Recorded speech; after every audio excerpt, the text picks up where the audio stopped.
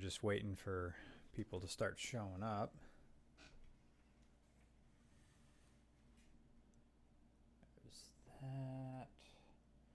There's that. F5. Okay. There it's going. If I start watching this... Okay, good. People are joining the chat. I am doing this through Open Broadcaster software. So. OBS, yeah. Oh, I didn't even. Oh, it just says live stream. Can I change the title of this? Why do it? Control, copy, go to Twitter, and then tweet live now with Fred with @F from the YT channel down the rabbit hole. Hole. Oh, right in the hole. Portland hole. Jam it in. Oh yeah, I keep this hole. I keep the city that I'm in on the down low, but I do say I'm from the Pacific Northwest. The hipster Northwest. Yeah. The hipster hole. I don't think that there. Funny enough, I don't think that there are any COVID-19 demonstrations planned for Portland. Oh. Maybe one of like 5 people. I don't know, some like angry boomers, but. Besides that, I want to go back to Olive Garden. Yeah, exactly. I have a story I posted about. it on Twitter now. Okay, sweet. I have a story about Olive Garden. Okay, tell me, and we'll get to everybody. If people are doing super chats or anything, they'll be saved, and we'll definitely get to them. So my guest tonight is Frederick Knutson from the YouTube channel Down the Rabbit Hole. Our beverage for this evening is. In honor of him, who always tells us the truth. It is called The Truth by Flying Dog. Aw, shucks.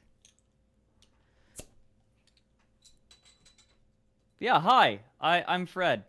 I'm Frederick. Hi, Fred. We're getting a sound clip. I don't know if this is picking it up. Nick H. just says anime titties.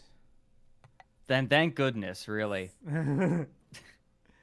Hey guys, Hey, it's Tim Strickler. Tim Strickler is in the chat. You know Tim Strickler, longtime fan of the show. Tim Strickler sold all of his cars and now daily drives a Honda Activan. I miss Tim. I hope to come back to Pittsburgh. How's Pittsburgh doing, Tim? I miss that place. I don't miss the drive, but I miss that place. Hopefully someday they will bring back service from MDT to Pitt. Jack of all cords says he's drinking Raging Bitch. Great. I also have a bottle of Raging Bitch in my. That's also from Flying Dog. We should. When you come up to hang out, we should totally do a brewery crawl. Oh yeah, I'm down for that. Oh yeah. I forget what I had when Ted Stoltz was living in that town when we came to visit. We ate a big ugly sandwich. I forget the place it was called. It had like fat something or you're a big idiot. It had like an insulting name to this small chain of sandwich shops, but it was great. Or a big gay. Bigger. No, we should totally like do the rounds of like all my favorite places. Like we could do a brewery crawl in Portland. We can go to Newport, which is like literally the best town on the West Coast and the Pacific Northwest. Mm-hmm. So there are 2 really big coast side spots to go to when you visit the beach. The first one is Seaside. The second one is Newport. Seaside is like a theme park version of Newport. Does that make sense? Explain to me what Newport is. Oh, Newport's just a small coastal town. It has a lot of tourism, but it's not like dominated by it. Like it has a a seafront. It's a lot of it is right on a bay, and so a lot of ships come in. Even though it's a small town, lots of fishing. Okay. It's excellent. Food, yes. I Okay. need to visit a sushi place that's there too, but they always get lots of really fresh fish. Mm. It's great. Yeah, and in Tillamook, there's another brewery called Degard that does sours. It specializes in sour beers. Okay. And I this brewery is apparently pretty legendary. Like literally some friends from Texas came just specifically to go to the anniversary event. Huh. Yeah. Were they unveiling like a limited edition, like aged beer? Oh, they had a bunch of different like special beers that were specifically for that event. Mm. It was really special, yeah. There's this one brewery near me called Trogs, and it's right near Hershey Park. It's out on the Hershey Highway, and that they had this beer called End Times or End of the World, and we're doing a limited amount of barrels. I mean, they were selling it. It's $30 a bottle, and by a bottle I Right. mean a bottle. Yes, yeah. Okay, gotcha. Super limited, and like all the beer snobs are there, and I'm out of focus again. Whatever. My buddy Tom Mix, who's been on the show, he said like when the beer snobs make these big trips, and I don't deny that they would come all the way out to your area for a beer, but all the bloggers and stuff and the huge people who have made their entire identities surrounding the app Untapped, Right.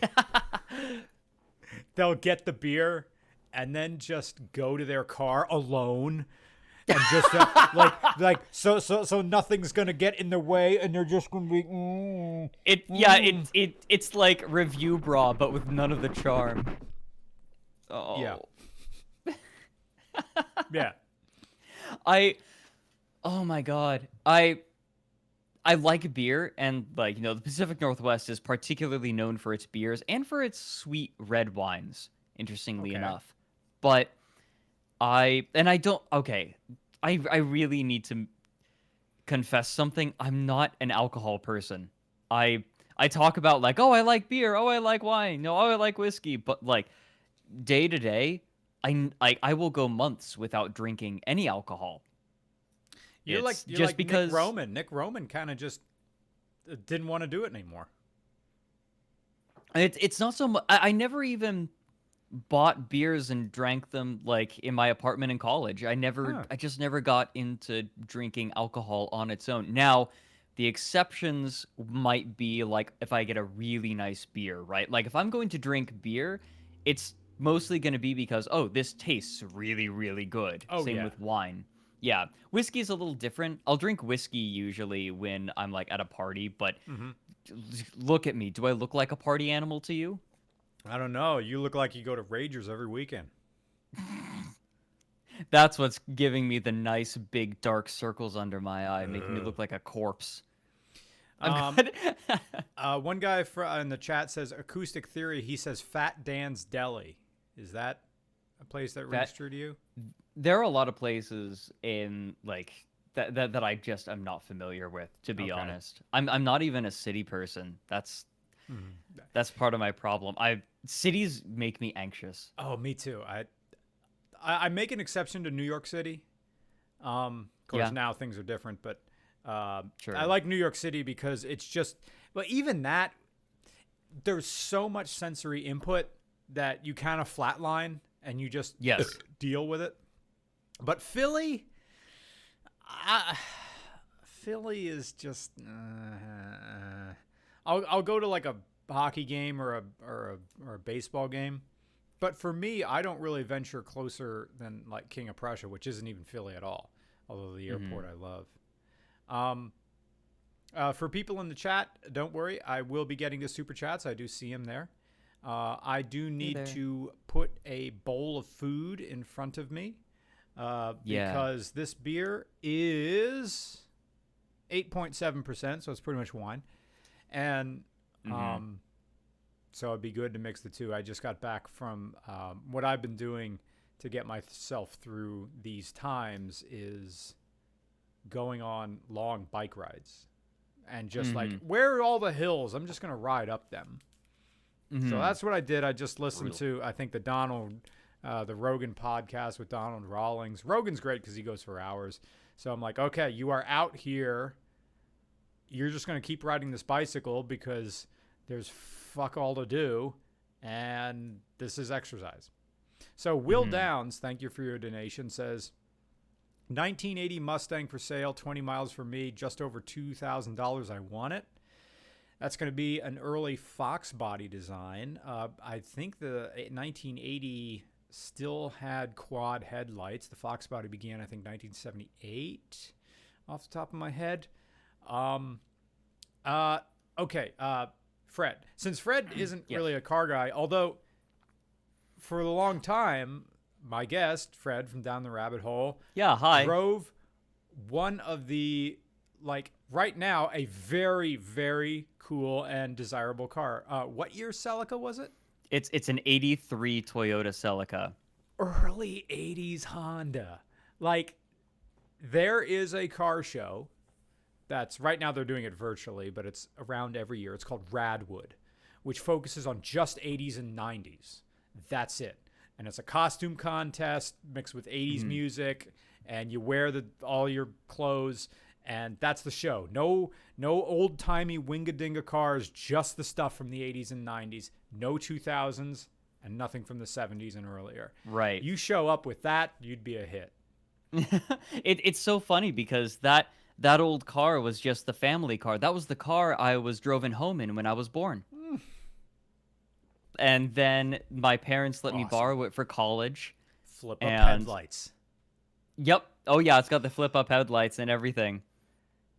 We leave them flipped up during the cold months, though, because we're afraid of the gears locking. Yeah, Toyota used really chintzy gears in there. When you pop the hood, there is an override screw. So if those motors break or the gears break, you can, like cranking an old car or raising a drawbridge, get a screwdriver in there and go, turn it, and the headlights go, So that was a thing from a lot of cars. Even the Accord.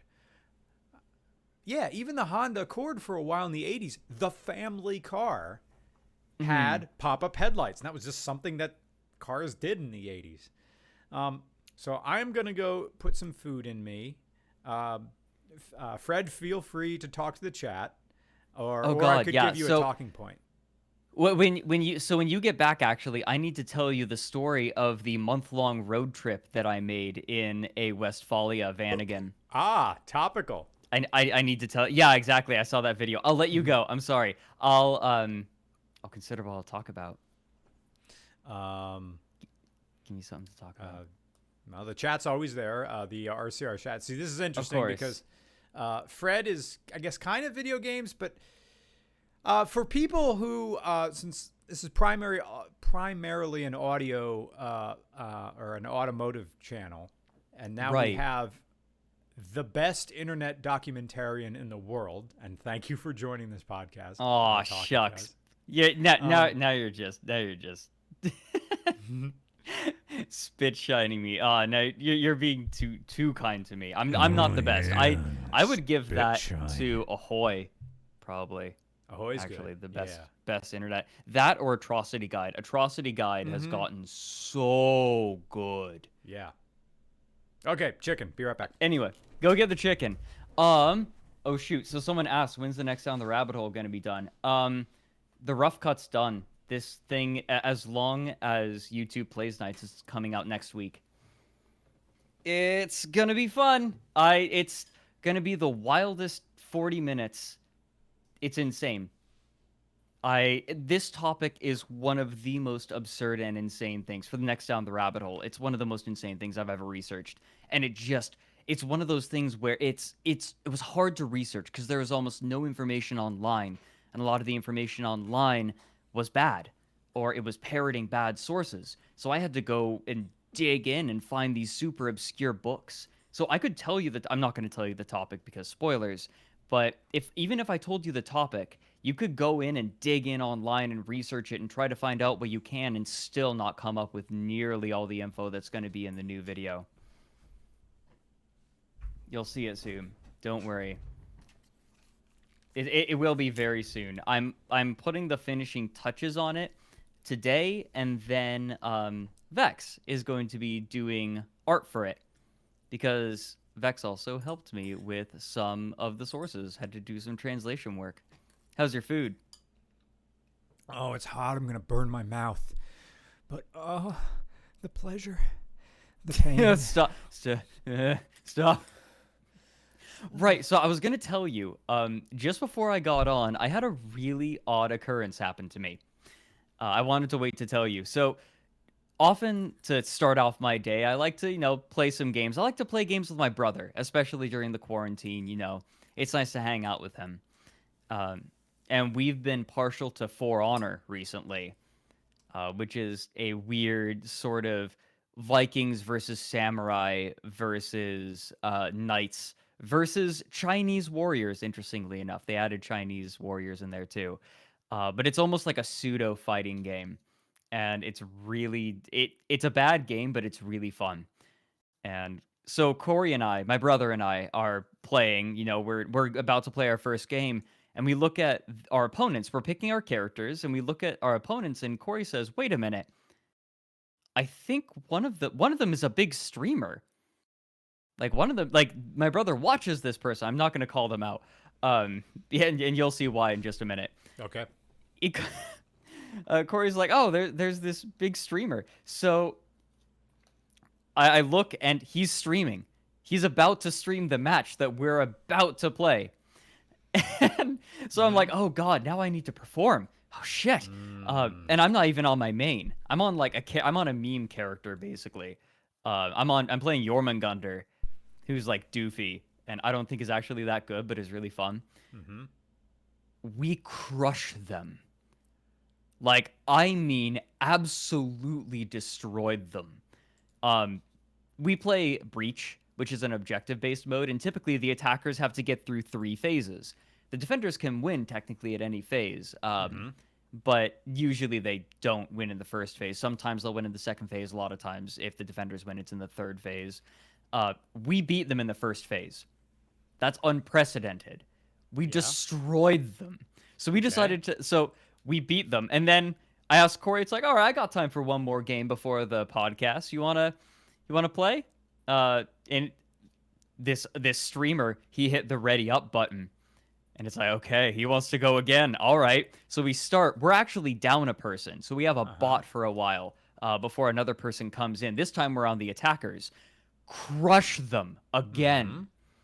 I'm playing, and this time I was playing my main, because I'm like, if I'm going to be on a stream with 1,500 people watching, I'm going to I'm going to go hard. And it was absurd. We were sitting in front of their spawn and killing them over and over at the very end. Yeah. And that it felt so good. Because usually it's a streamer, you're just like, oh my god, the pressure's gonna get to me. No, it pushed me to the next level. I'm like, these people are watching me. And not only was he was streaming with 3 of his friends. And I was not only did we crush him, not only did it feel good to do well, but I felt so proud of my brother. Because he likes the same character that I do, but he's kind of new to them. But he was crushing it. I'm just like, Corey, good job. I'm proud of you. Did you end up watching that stream to see what the people said? We're going to watch it together after the podcast. Okay. Nice. If there's any timestamps, I'm interested. Send them to me. Yes, I will. I'll send it to you. No, I love my brother so much, and it felt so good to see him succeed. Yeah. Oh, he kicked ass. And this was a first-person shooter? No, it's not a first-person shooter. It's sort of... It's hard to describe For Honor. It's like imagine Dark Souls, but more of a fighting game than like a hack and slash. Okay. And PvP. Never played Dark Souls. It's okay. It's a very difficult game to describe. Okay. We'll watch the game together. Okay. And you'll see. Yeah. Big thanks. I'm going to skip ahead with a super chat just because Aaron Litweiler, thank you so much for being generous. I really appreciate it. We will put your money to good use. I don't know what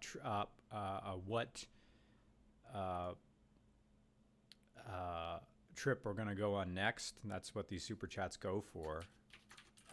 We were supposed to, May 1st, we were supposed to go to Pacific Northwest, and Fred was going to be our fixer and camera car operator with his Toyota Highlander.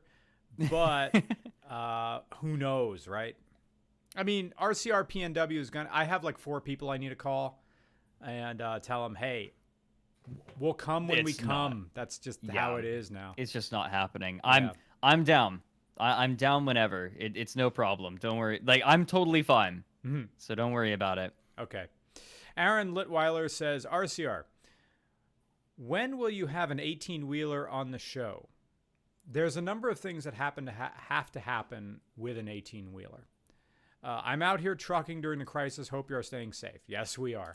I do want to drive an 18-wheeler, but I don't have a CDL license or a doctor's card. In order to drive an 18-wheeler, you have to take a physical, go to the doctor's office, take a physical, and a bunch of other things. If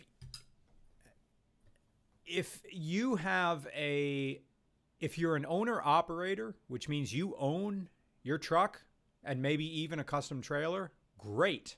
That is your property. You can give it to us.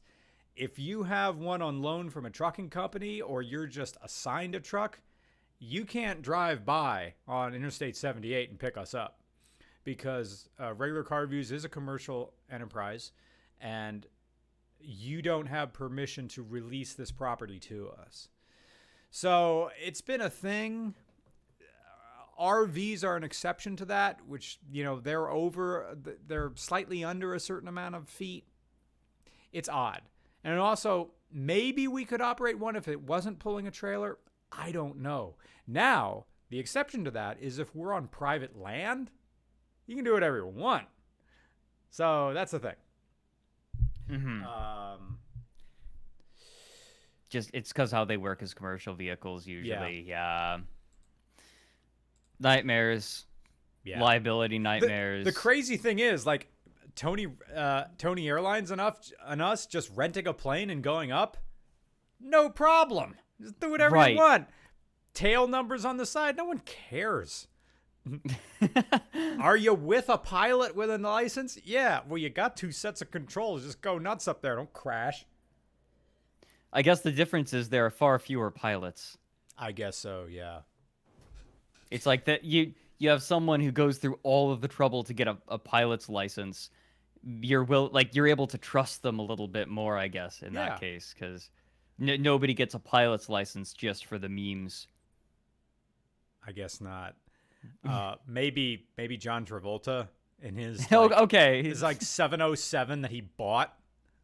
Right. So he could be closer to the aliens. I'm proud of that man. Have you flown a light aircraft or been in a light aircraft ever? I've not. Something to do?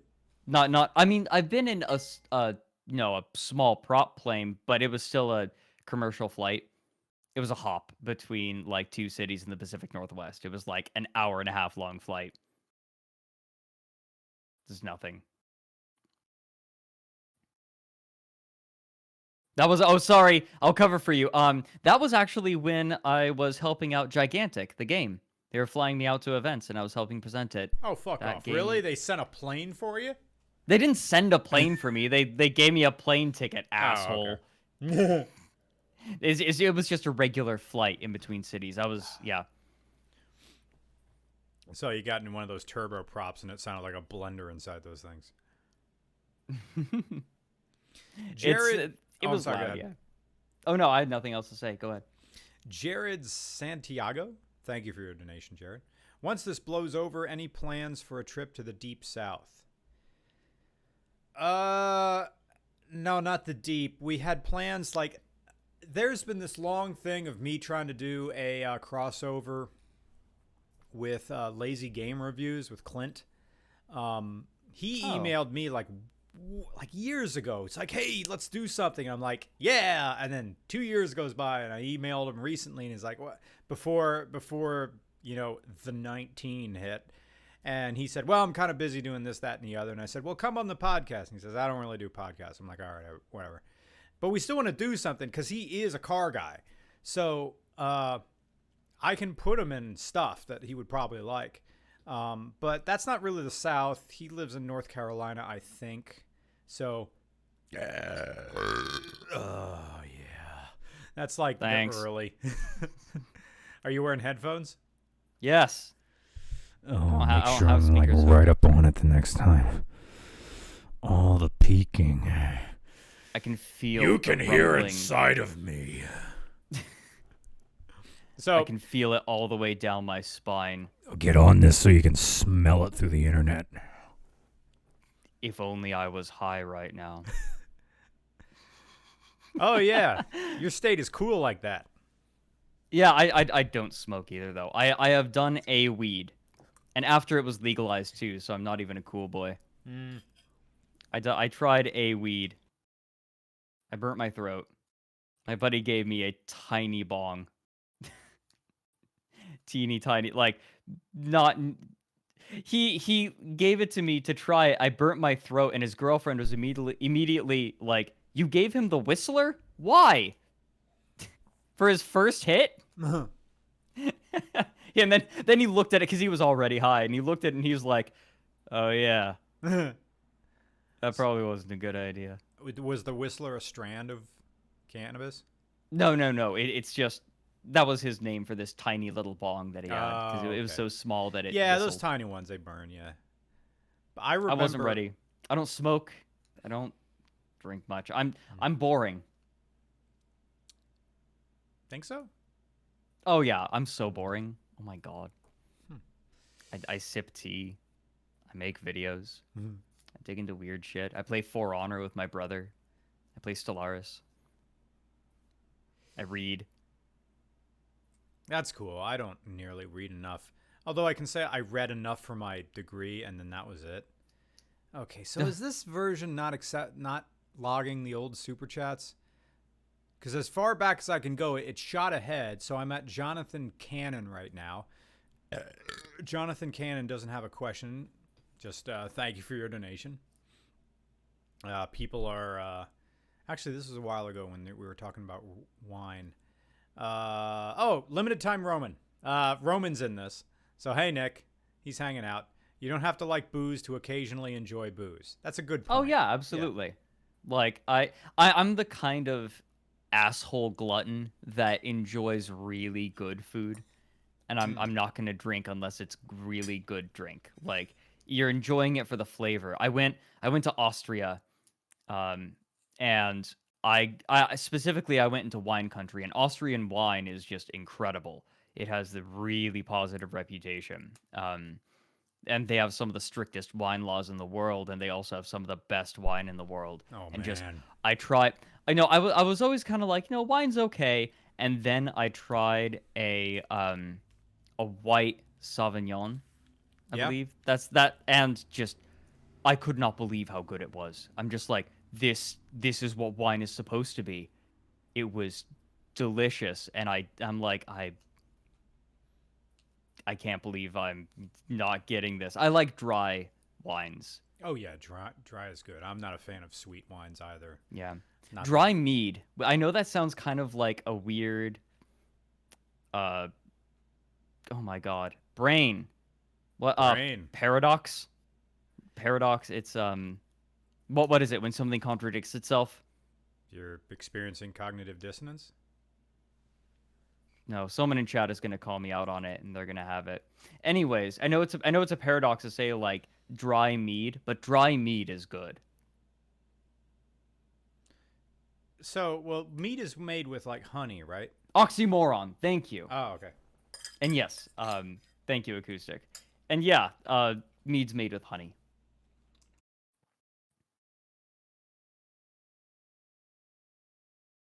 The best streamer. I eat while doing this.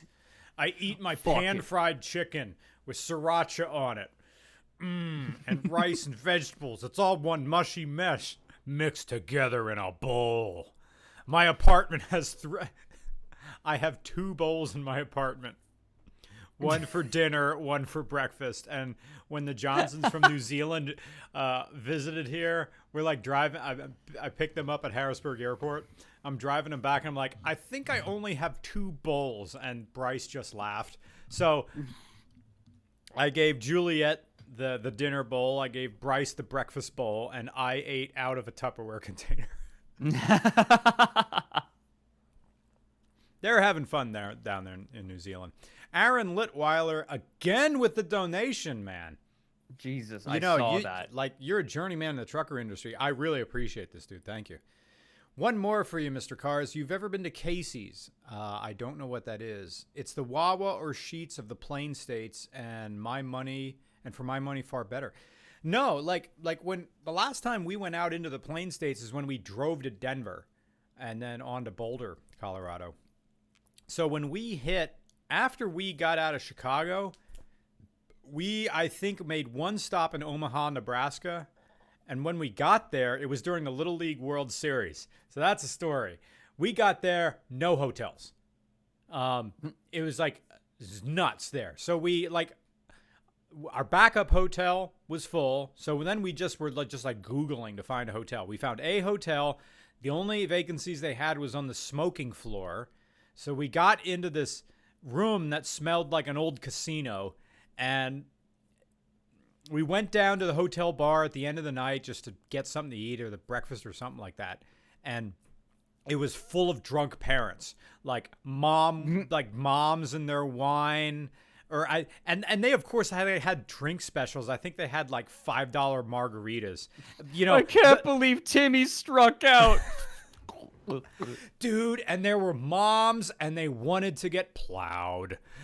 It was like it was that type of mom drunk where they're mom's hitting on me in front of their husbands. And the husband is there. He's shaped like an umpire without any padding on him. That was a time.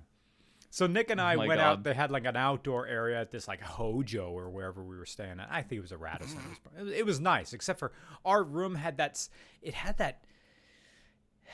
You ever have that one friend whose parents just chain smoke and the tar is just baked into the wallpaper? Yes. Like that smell, that asphalt industrial smoke. It's like almost a sweet smell in a way, if it's been in there long enough, because like the old tar kind of starts to make its own scent after a while. You can especially smell it in a house that once had smokers in it, but not anymore. That's where the sweetness comes out. I wonder what causes that.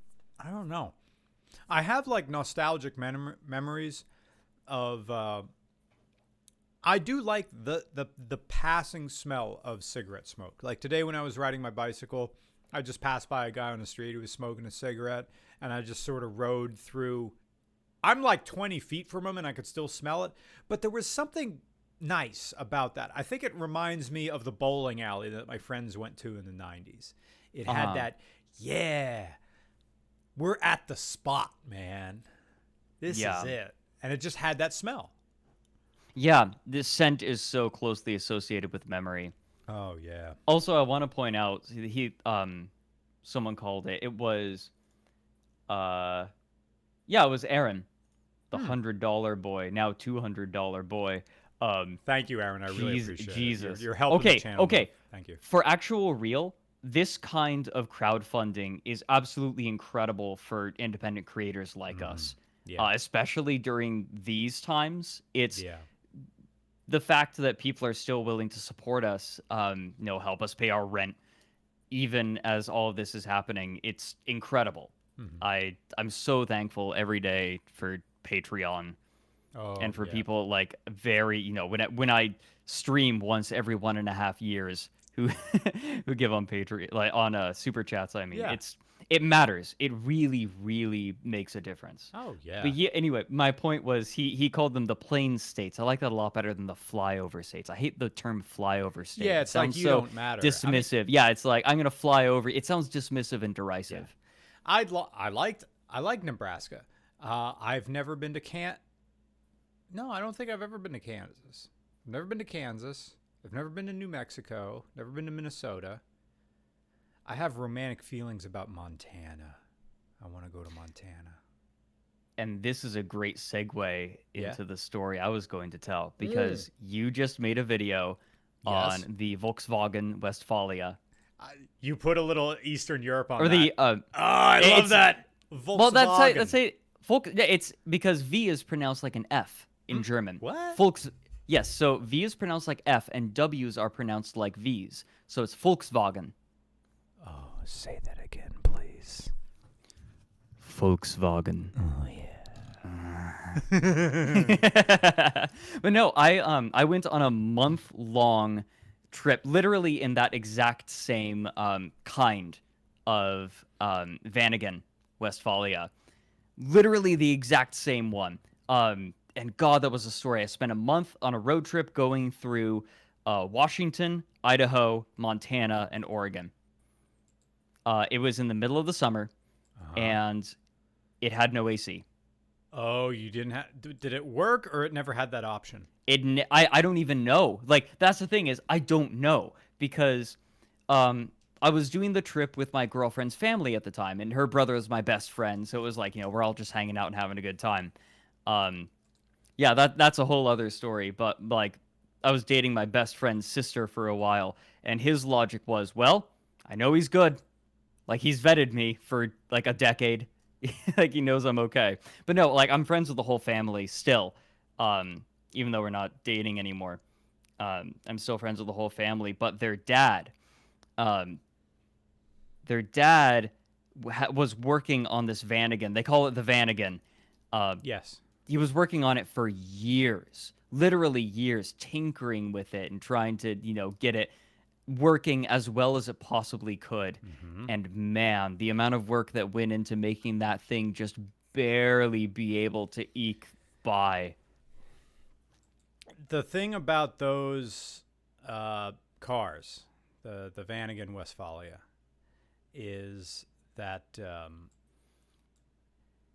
as much as you want to laud praise upon Volkswagen, or from, I guess, an American perspective, hype up German engineering, there's Porsche, there's AMG, which is the performance version of Mercedes, and then there's the M division of BMW, right? But Volkswagen is kind of Chevy, and we're talking about 80s Chevy here. When they made that van, it was not made for America. That was made for continental Europe. Oh my God. And it showed that it was not made for America because we're going over the mountains. And west of the Cascades, it's hilly. And then you get east of the Cascades, it's all flat. No, it's fine. It can handle that. But getting over those mountains was terrifying. Like, we were driving on the shoulder of the highway going 35 to get up a lot of these hills. Oh no. It was slow going, and it was like we were all hot. Like, we'd all taken our shirts off and we were in like thin shorts because the thing was basically an oven. Yeah, the It's windows like a don't roll down. oven. No, they really don't. No. And man, it I remember back in the old days when I was in my old band and we practiced in the basement for 6 hours at a time. I remember someone walked in and they said, "It smells like a man in here."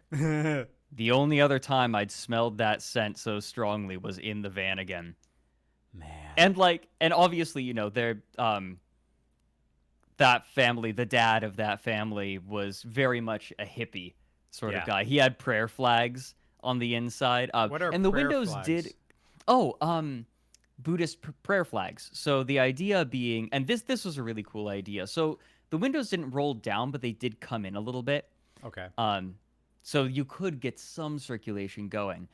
He had prayer flags along the window. So the idea with Buddhist prayer flags is you make them and then you put them up in a very windy part on the very top of a mountain, in a very Okay. windy part of it. And then the wind will eventually cause the threads to come undone. And those threads are like prayers that spread over the land. And so you That's basically neat. like, it's a way to get positive karma. Like it Oh. was sort of that's how it was for a long time. I think the practice is still done.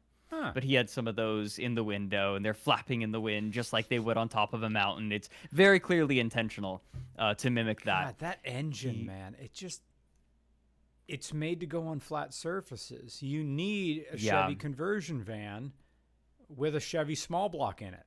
Oh, and we felt it. Like, so we drove a massive amount in that thing. I'm amazed that the thing held. I will always remember the thing broke down twice. The first time was when we were in the middle of nowhere.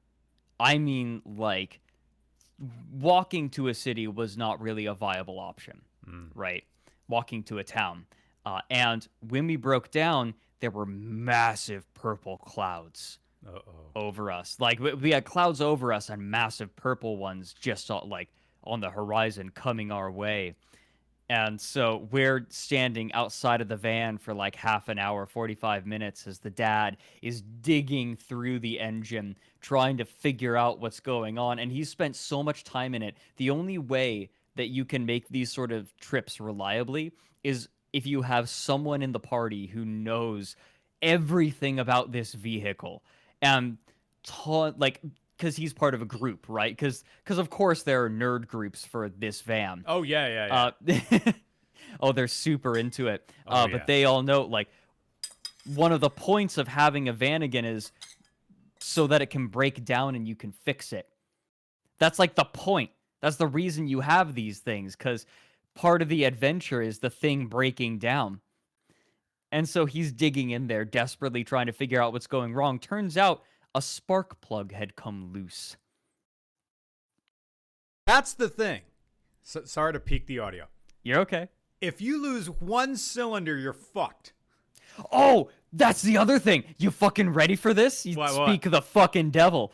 On our last day of the trip, as we're coming back in, we're finishing up and we're coming home, we just crested the final really big mountain and we're coming down the hill.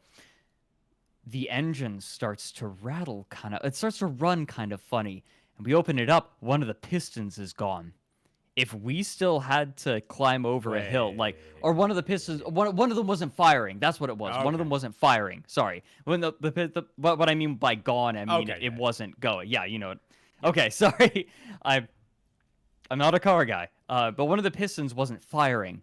So if we had to go over one more really big hill, we'd have been fucked. But we just barely made it. And people love these things. The thing about, shout out to the YouTube channel Fuel Injection Sucks, run by Justin Kramer, who is a former history teacher, now turned mechanic. And he's a great guy to talk to. I've had him on the podcast once or twice. I should just go over to his shop and just have a podcast with him. He's like a GM guy, but he bought a Volkswagen. He'll work on anything. He helped build the Vagabond Falcon. He also That thing. I'm sorry. Yeah, your Falcon. Yeah, my Falcon. Yep. He also won the Lemons Rally 3 years ago. Him and his team, and he's all over YouTube with his greatest creation that he made with his friend Corey. A 1976 Winnebago Chieftain. It looks just like Spaceballs, but it has a turbocharged LS engine in it, which is a Corvette engine driving a Winnebago. So now this thing will go 100 miles an hour, and it's terrifying. It's amazing. It's glorious. It's beautiful. But he said that if you have a Volkswagen van, any of them, 60s to up to the end of the Vanagon range. Westphalia is just a trim level for the Vanagon. And he said the biggest thing you can do for it is to get rid of the Wasserboxer engine and replace it with the 2.2 liter engine from a Subaru Outback, or any Subaru from the 90s. It's about the same size. It fits in there. And now, instead of 97 horsepower, there are motorcycles that make more than that. My motorcycle almost makes more than that. Now you have 137. You have correct cooling, and you have Japanese engineering. Junk, and it goes right in there. And of course, it's 30 years newer. So that's the thing to do. And then, but of course, the people who are super into these vans consider that sacrilege. I call it pragmatism. Right. Yeah, they'll replace everything but the engine. Right. Oh, it's God. like that's part of the charm, the idea that something could go wrong. And that's something that I sort of felt in your video on the Westphalia, because it really is more about the journey. And it being in one of those vans almost feels like you're manufacturing a journey. You know what I mean? True. Yeah. It's tough. It's almost like cheating, because of course something's going to go wrong. Yeah. I feel a little bit that way when I drive my Falcon because I have an older engine, and I do have cooling issues because we ran out of space, blah, blah, blah. People have heard me complain about this before. The next thing is to hit up Evans, who has this special coolant that'll hopefully help. My thing with my car is during the summer, like during August, really, when it gets super hot in Pennsylvania, I pretty much don't drive that car because the smaller radiator and the fact that engine bay never really intended to have a 302 cubic inch, that's 5-liter engine in there. So it's like you took modern computer components and put it inside the case of a Packard Bell from 1995. Oh, if only you could see my tower. That's literally what I've got going on here. No. Did you really? Yeah, this is the only computer case I've ever had. It has some really nice gear. I decided to upgrade my computer recently. Yeah. But it's the same case as I've ever had. It's that off-white cream with a yellowing plastic front. Did you have to cut holes in it for extra fans? No, actually, funny enough. But I do tend to leave the side off a lot, and I keep the side up against a wall because it helps keep the circulation going. Okay. But back in the day, if I would take it to a LAN, I was a lot more comfortable bringing it, because who's going to steal the shitty off-white case? It's great. What was the original brand? Good question. I don't even know. This was it like an E-Machines? Oh, that would be a thing to show up at a LAN party with a no. case. No, my dad is a software engineer. He made me something good. Oh, okay. Right. He always made his own computers, always. Sweet. Shall we go to a few Super Chat questions? Yeah, let's go for it. Okay. Some of these will be car questions. Hopefully there'll be some that you can answer. M3 Woke. Actually, we have a few more here. Oh, we have one for Fred. Oh. No. M3 Woke says, what inspired you to put so much work into the Vanagon video? I love it. Thank you, M3 Woke, and thank you for your donation. The reason we put so much effort into it is that this video is what we will present to studio executives to try to put RCR on TV. And by that, I really mean Netflix or Amazon, or it may even become a Canadian show because Visual Inclination, Ivan's company, is Canadian. And Ivan also said that may be advantageous to us because if we do a co-production between the CBC and an American network, that means the American network cannot claim ownership of me, or rather the intellectual property, if it's a co-jointed, co-created thing. I'm going to have to learn the ins and outs of the legal world, and granted, that's going to be the biggest challenge, presenting whatever this show will be. It can't be regular car reviews. It can't. I don't want anybody touching my IP. It'll have a different name.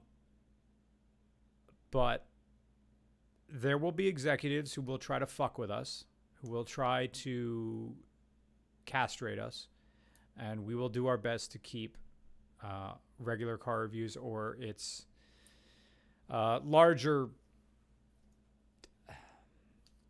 It's TV isn't TV anymore, but you get what I'm saying.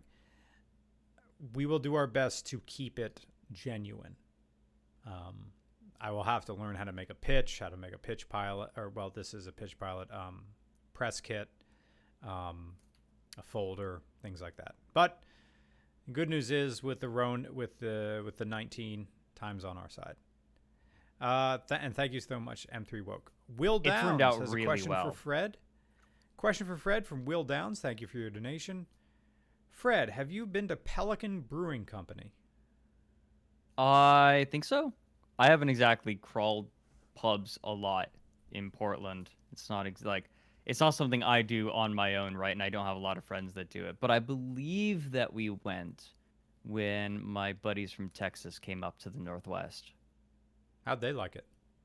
They loved it. Oh, they were having a ball the whole time. They were so excited. One of the dudes even was saying like, "Oh, I will pay you to go and like get beers for me and then ship them to me." Oh. And then he died. So that's kind of sad. He is dead now. Oh. Okay. Well, so that happened. Yeah. I'm sorry. That's okay. Jonathan Cannon doesn't have a question, but thank you for your donation. I appreciate it. Max Reckless also doesn't have a question, but thank you for your donation. M3 Woke again. Thank you. Would you be interested in reviewing a Mint Baltic Blue 944 Turbo? Took it to Radwood this year. Also have a 997, I think that's a 2.4 liter GTS. I believe that's a Porsche. And a 26,000 miles AP2 S2000. I think we already did an AP2. I'm kind of S2000 out, but I haven't done a 944 turbo. That's interesting to me. M3 Broke, please send an email to regularcars@gmail.com. Your make, model, city, state in the title of the email, as well as your phone number in the body of the email and a picture if you want. And that's it. Yes. So thank you so much, M3 Woke. I had a lot of nasty things to say about the 944 naturally aspirated version, which means no turbo, no supercharger. But people have been saying, "Oh, you got to try the turbo." So I will save my reservations for that. I don't know how I would describe the 944 turbo to someone who doesn't.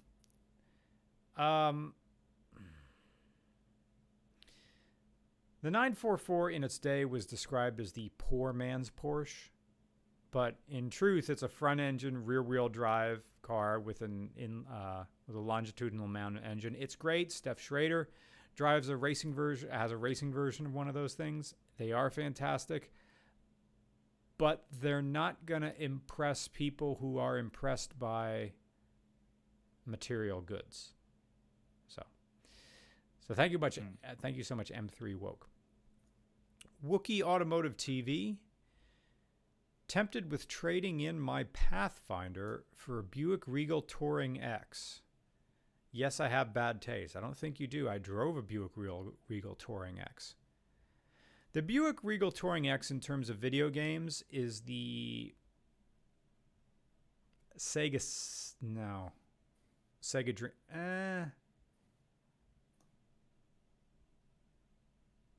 Yeah, it is the Sega Saturn of cars.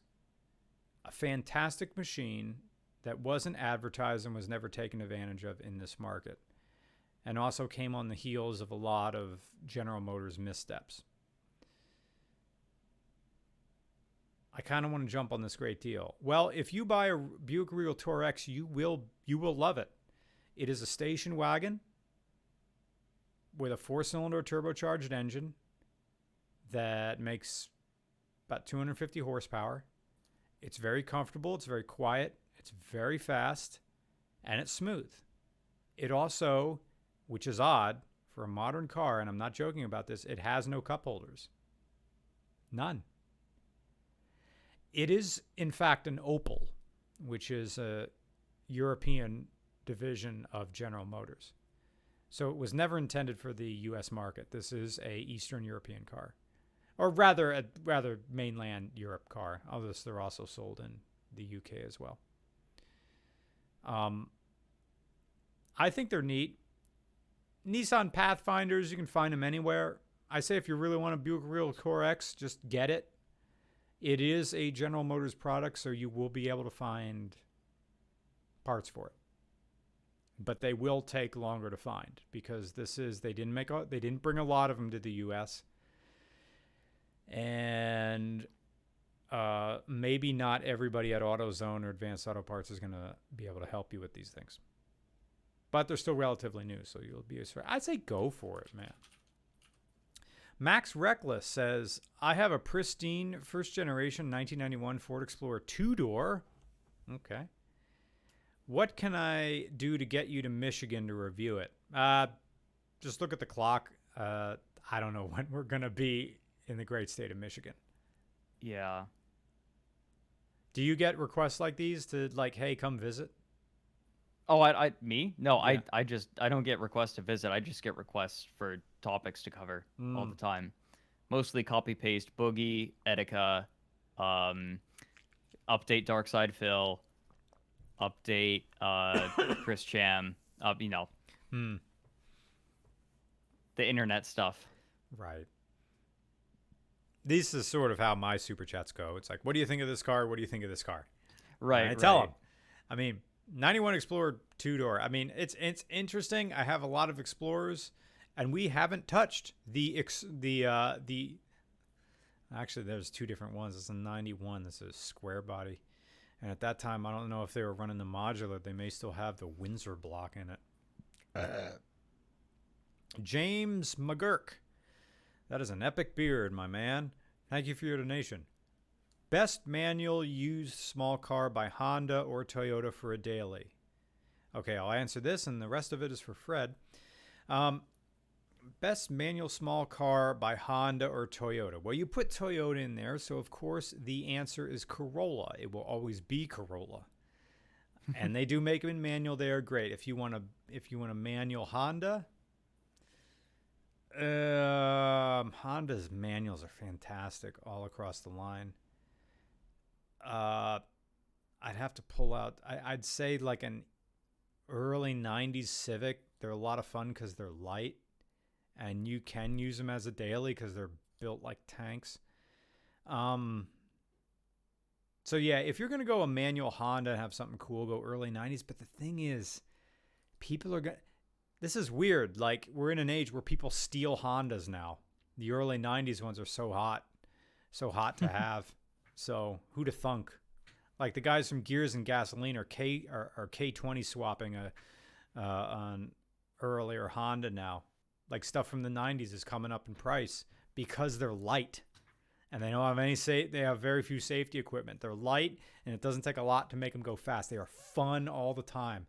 They're shitty on road trips because they're so thin. You hear the highway, you hear passing trucks, you hear everything. Right. So my answer. Oh yeah. Well, you said small car. I mean, any hatchback Civic is going to be fun. That's my answer, James. Any hatchback Honda, and of course the Toyota answer is Corolla. So the next bit is for Fred. Fred, have you been following Gino's 30-plus part Chris Chan docuseries? Yes, I've been making a push to finish the new video, so I have not seen the latest 3, I think.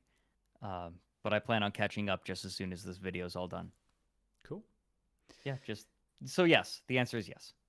P. Melling, 2293. That's Peter Melling. He's one of my patrons. Oh. He's been there for a very, very long time, to the point where like I see his name. He asks questions on the Q&As too. He's like, I have a guy named Rec. I have a Will Downs shows up a lot. And oh God, the other guy who's always there. The one trucker who's always showing up. Anyway, P. Melling, 2293. Hey guys, hope you're doing well. Do you think any significant figures or moments in car culture would make for a good Down the Rabbit Hole episode? There was one where you called me out. The Davis, Yes. the three-wheeler. Yes. Mm-hmm. I I saw. think it was the Davis that you called me out on. I watched that video and I'm like, "Hi." You're like, "This is a car that a Down the Rabbit Hole would be made on or Yep. something." There's a surviving one at the Lane Motor Museum in Nashville, Tennessee. That is one of the most fascinating automotive museums to go to. When this is over, I want to take so many trips. I heartfully invite you, Fred, to come along to this sometime to just go see this place. It was built by an industrialist whose wife gave him an ultimatum, said, either you're going to sell these stupid cars or you're going to open a museum. So he opened a museum, and now it's all these obscure automobiles. My favorite is like the Eastern The European. Dale. Whoops. I'm sorry? So someone in chat just pointed out. I meant the Dale, not the Davis. Oh, the Dale. The Dale. My bad. Well, I think I also said the Davis because they have a Davis there. Okay. And I remember saying that in a video, saying this is a Down the Rabbit Hole thing because the Davis, there was like someone went to jail or who knows what. It was some crazy guy whose personality drove this thing. It's not as juicy as the Dale. The Dale the story is eternal. That's an amazing story. But my favorite. Okay, so I'm not just going crazy. It's not just my neurons getting like crossed. Okay. Davis and Dale. I was okay, good. I'm not as stupid as or like geriatric as I first thought. Excellent. Kapski, give us NOK. I don't know what NOK is. Krona. Norwegian krona. Ooh. I bought a 1974 Datsun 260Z 2+2 in Sweden. The gearbox only takes suggestions and it doesn't like second gear. Well, that's true of nearly every car. Second gear, if you have a manual transmission, second gear is always the first one to go because that's the one that gets used the hardest. But it happens. Hopefully you can find a new gearbox in a junkyard somewhere. I don't know how junkyards work in Sweden. But thank you so much for your donation. Thank you for liking regular car reviews. Imperator Zor says, have you ever considered reviewing a car from the USSR? Yes. Circle back to the Davis Motor Museum. They have some Soviet cars there. And I'm very interested in driving them, specifically some that were reserved for party members. So what? Yes. So wild. Yeah, I want to do some of those. They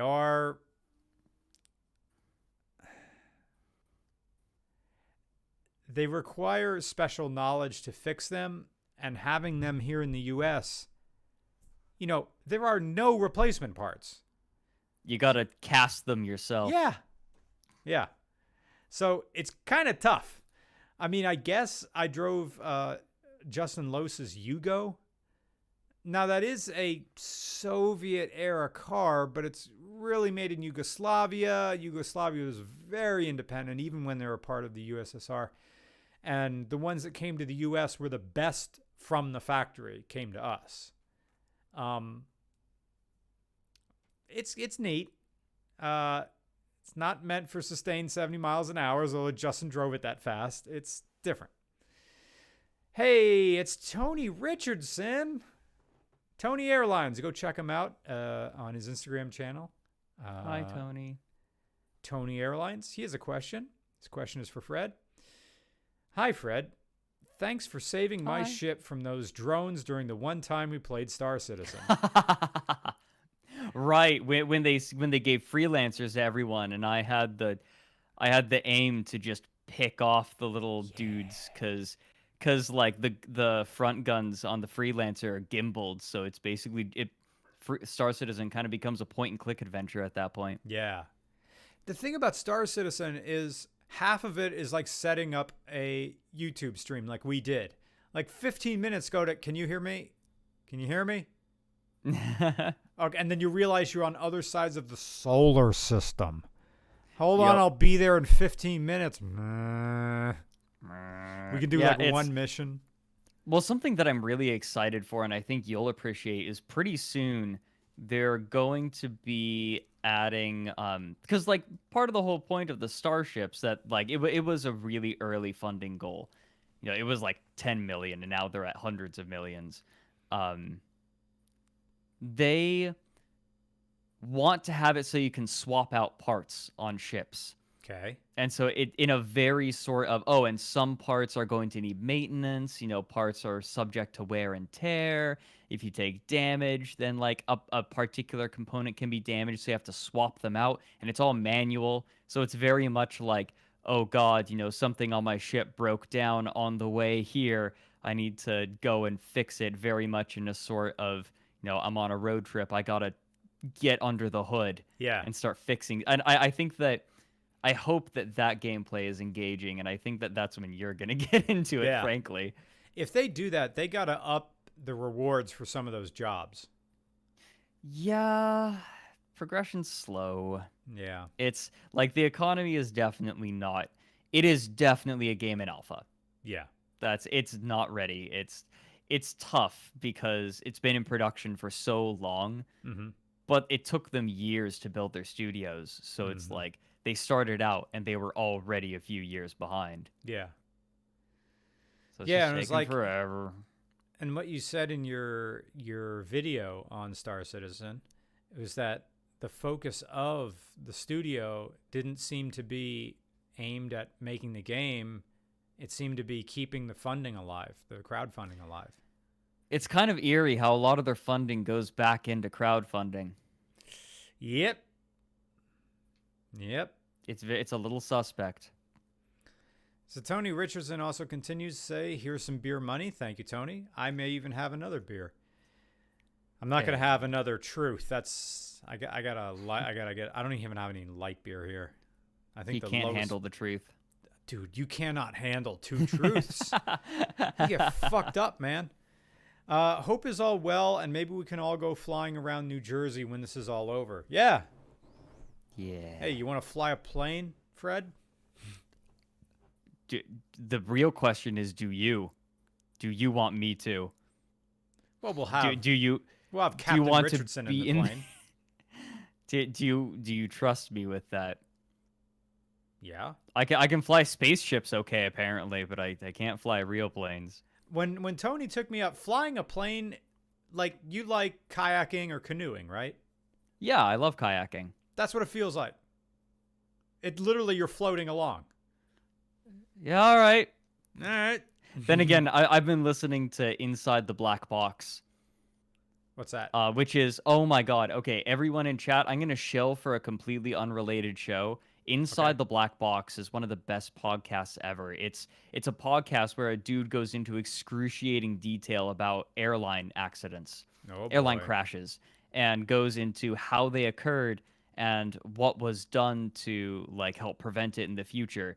It makes me feel more secure as a passenger, Mm. but after listening to it so much, it makes me scared to actually be the one flying anything because it's like, oh no, my voice is going to be in the black box.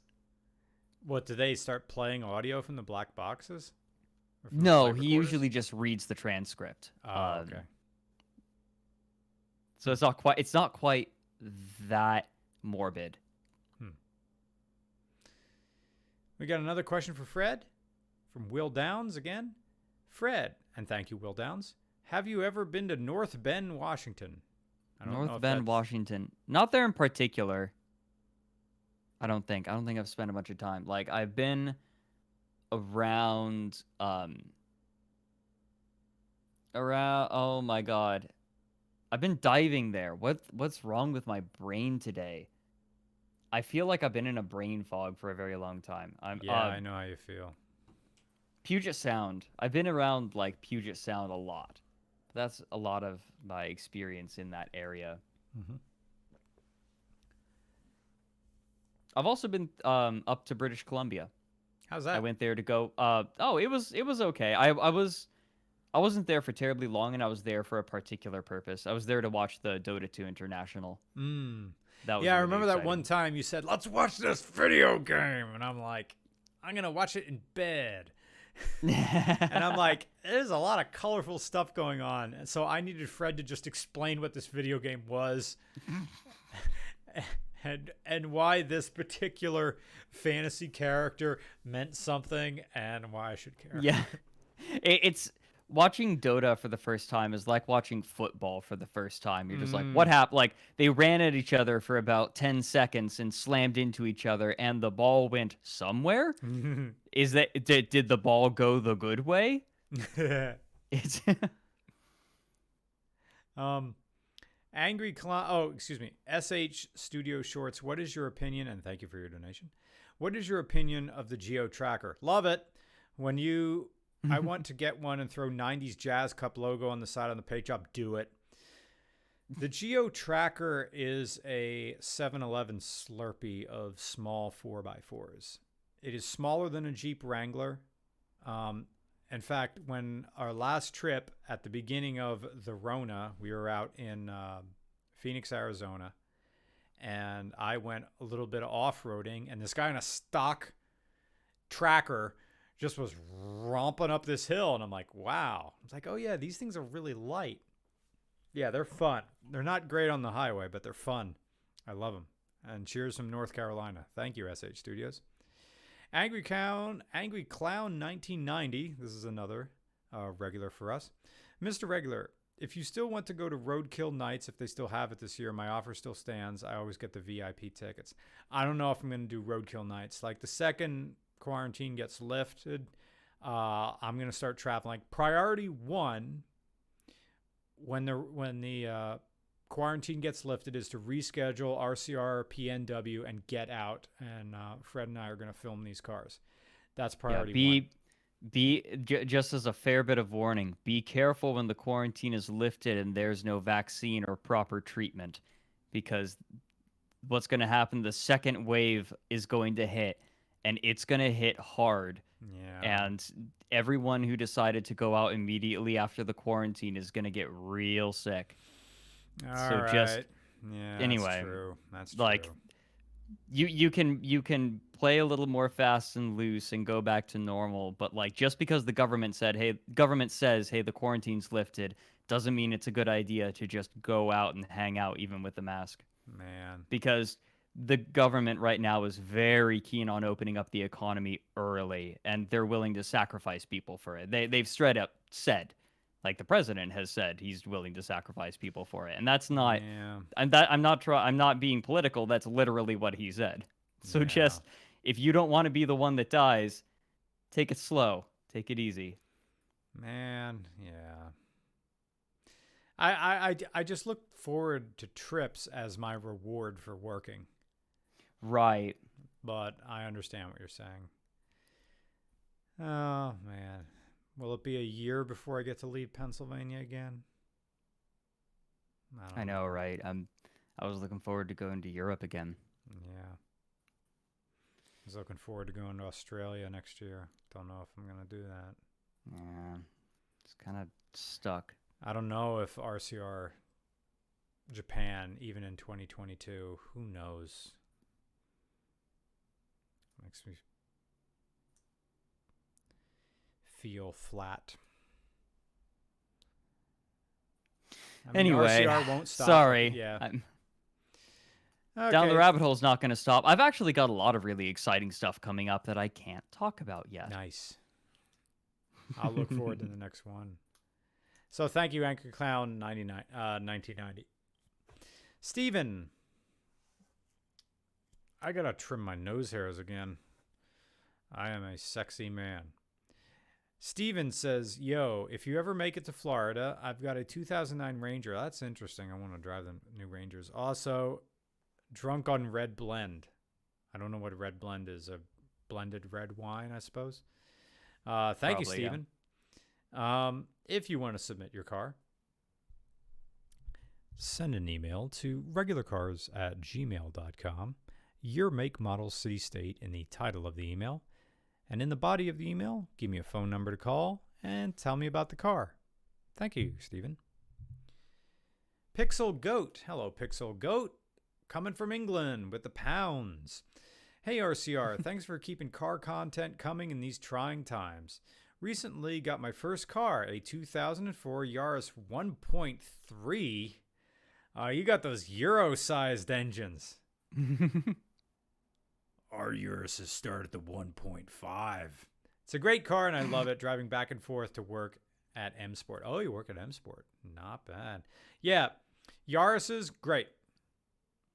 They kill your lower back. They really skimped on those seats, but they didn't skimp on the engine and the drivetrain. Yaris's are fantastic. Good choice, Mr. Pixel Goat. Thank you. Imperator Zoe says, would you, and thank you for your donation. Thank you for the Canadian money. Thank you for supporting my friend. Thank you. Would you review a car that was made in the Union of Soviet Socialist Republics? Yes. I would love to. They're kind of hard to come by in these states united, but thank God for the Lane Motor Museum. That's another place we can go. Maybe I could get there. That could be a place. I can drive to Nashville. Nashville is not. You can do Nashville in a day. That's a hell day, but you could get to Nashville in a day by car. I have a friend of mine who's been working remotely. She's a graphic designer, and they locked Delaware down big time. And she eventually just got so stir crazy. She said, I'm going, and her parents live in Phoenix. She says, I am going to drive to Phoenix. She packed her dog in her Subaru WRX wagon, the WRX hatch that they made in the mid-2000s.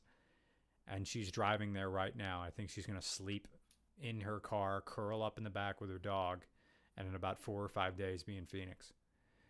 Unless she just drives straight. She's crazy on caffeine and makes it in 3. I don't know if you can make it in 3 days, man. You got to go all the way across Texas and all the way across Phoenix. It takes longer to fly direct to Phoenix than it does to fly to LA.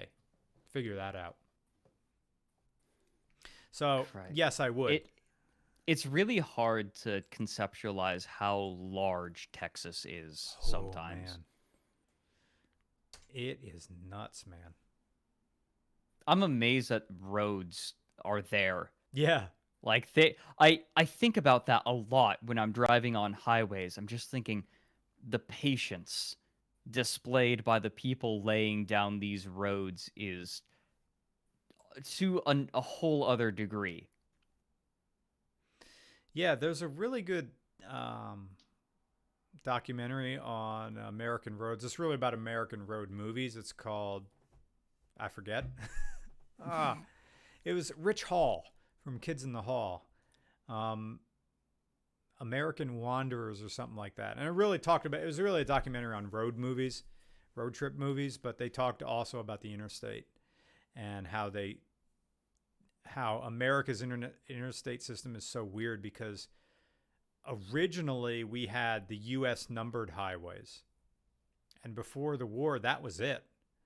And those, you had U.S. numbered highways, you had state highways, but there was no interstate highways. And then after the war, we copied the Autobahn. And then originally it was called the Eisenhower Interstate System because it was under the Eisenhower administration. And then they bypassed all the U.S. numbered highways. So now we have these transportation budgets that are all crazy because we have so many roads in the U.S. And a lot of roads that even before the 19 are just, deserted. But you still got to keep them maintained. It's weird. Mm-hmm. Oh, I have a lot. If you need to do something, Fred, and you don't want to stick around for these questions, I don't blame you. I'm good. Okay, thanks. Actually, while you read them, I'll go make another cup of tea. Okay. Ford Fusion. Actually, what the next is the next one for me? No. Is the one after that for me? No. Okay, good. I'll go make my tea then. Okay. Ford Fusion. Hey, Mr. Regular. I know this virus has a major effect on you during your reviews, but when this whole thing ends, are there any future plans for an Illinois trip? No. There's an open invite and a Cincinnati part 2, because all we filmed was the cappuccino. But as of now, no. Well, Chicago, of course, but yeah, nothing concrete, I'm afraid to say. But thank you so much for your donation. We'll keep the videos coming. Andrew K, thanks for your donation. Here's a small part of my COVID stimulus. Oh, I'm honored, sir. Thank you. Got to put money back in the local economy. Thank you. I appreciate it. Thanks for watching these.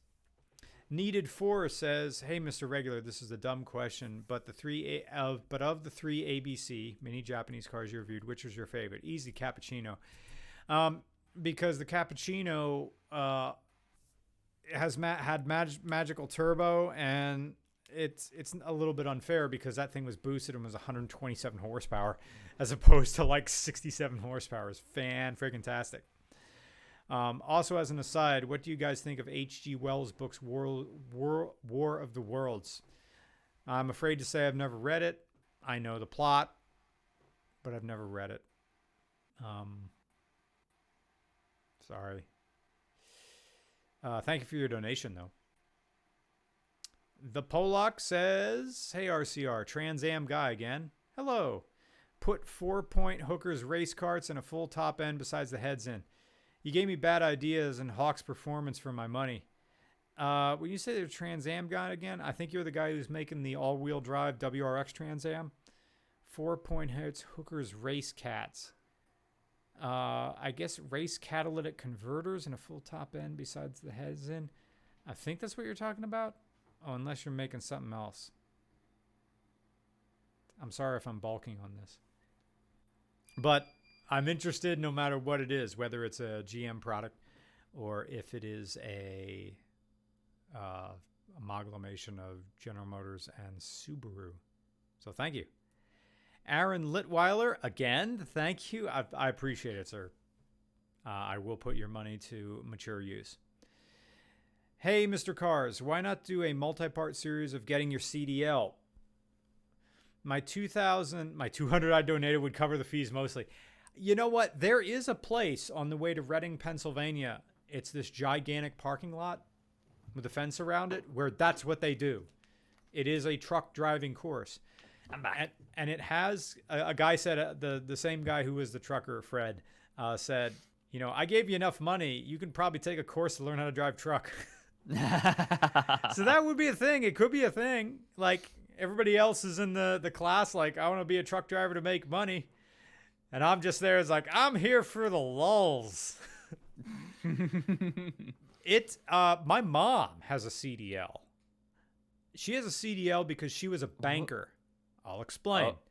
Okay. For a while in the 90s, Pennsylvania National Bank had a mobile bank. And it was a gigantic straight truck chassis. And she had to drive this thing. What, she just drives around like she's a Mexican taco cart or something? Like a much bigger version of that. Yes, like yeah. 30-foot, I don't know what. And I'm not ragging on those trucks, by the way.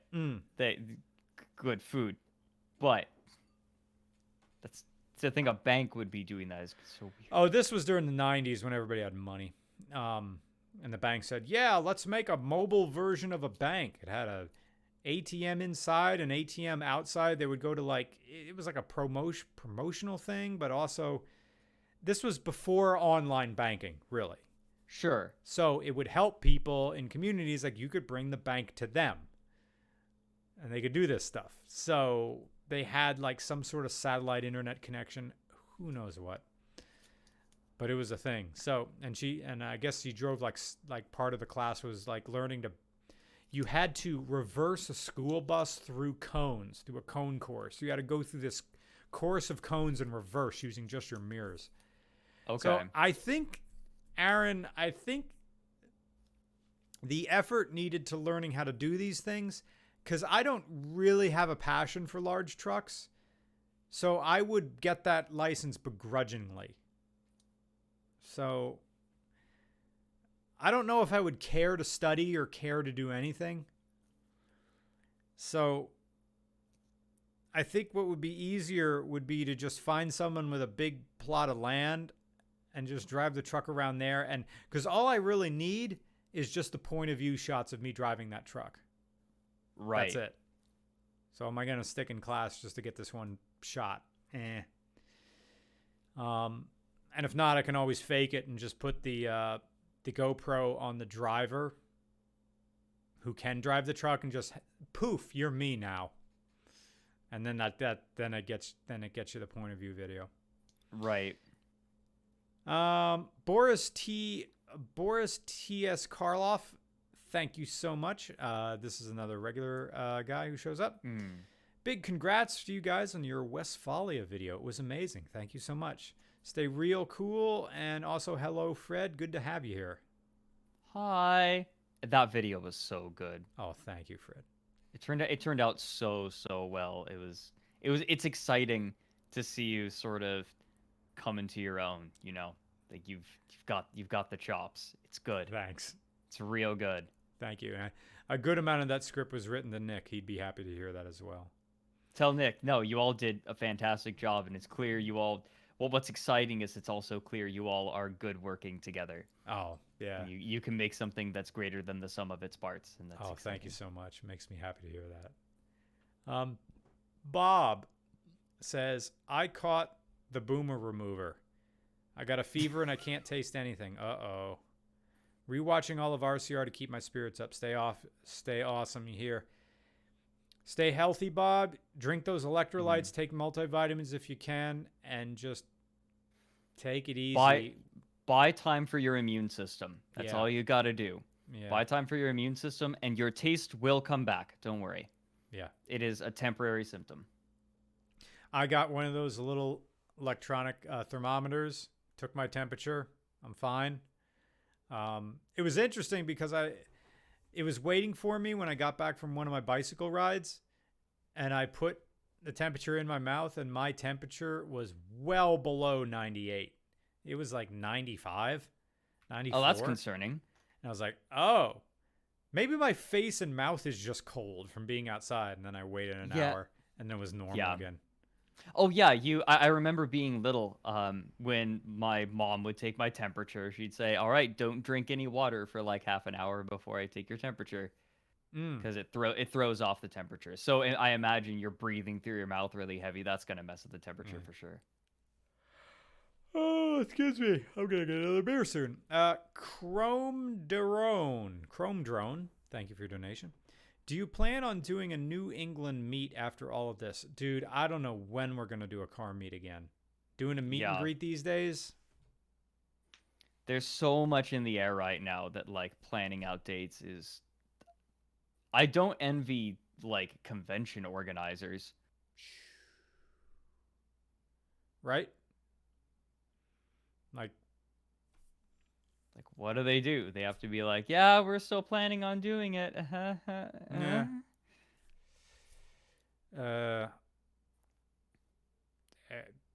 This is the strange times. I'm thankful for you guys who allow me to have a job when other people don't. I really appreciate I know, that. right? Yeah. I feel very fortunate to still be employed.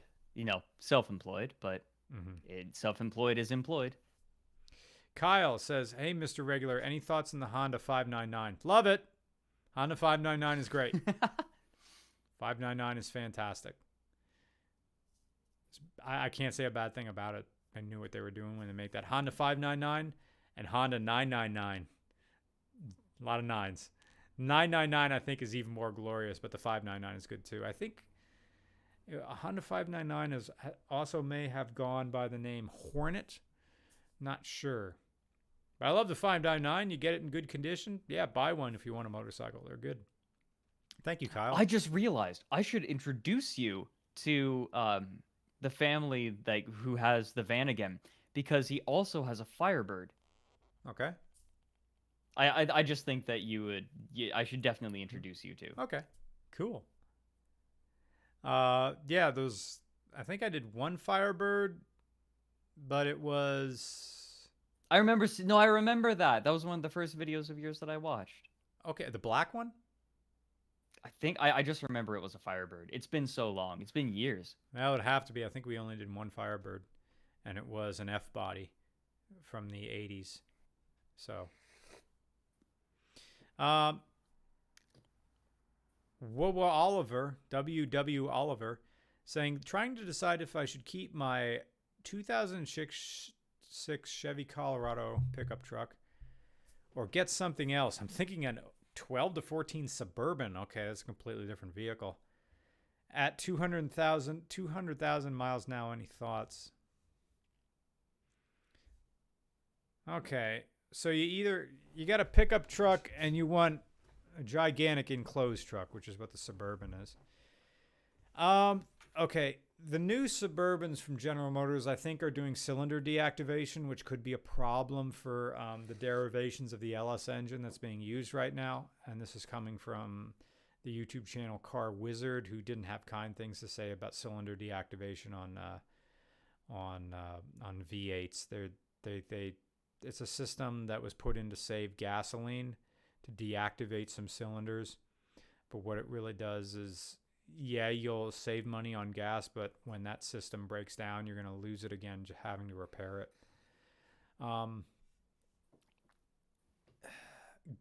If you want a Suburban, go to an independent mechanic like Bruce Henn's Garage or something like that and ask them, I'm looking at one of these cars. What do I need to look out for? And they'll give you the answer.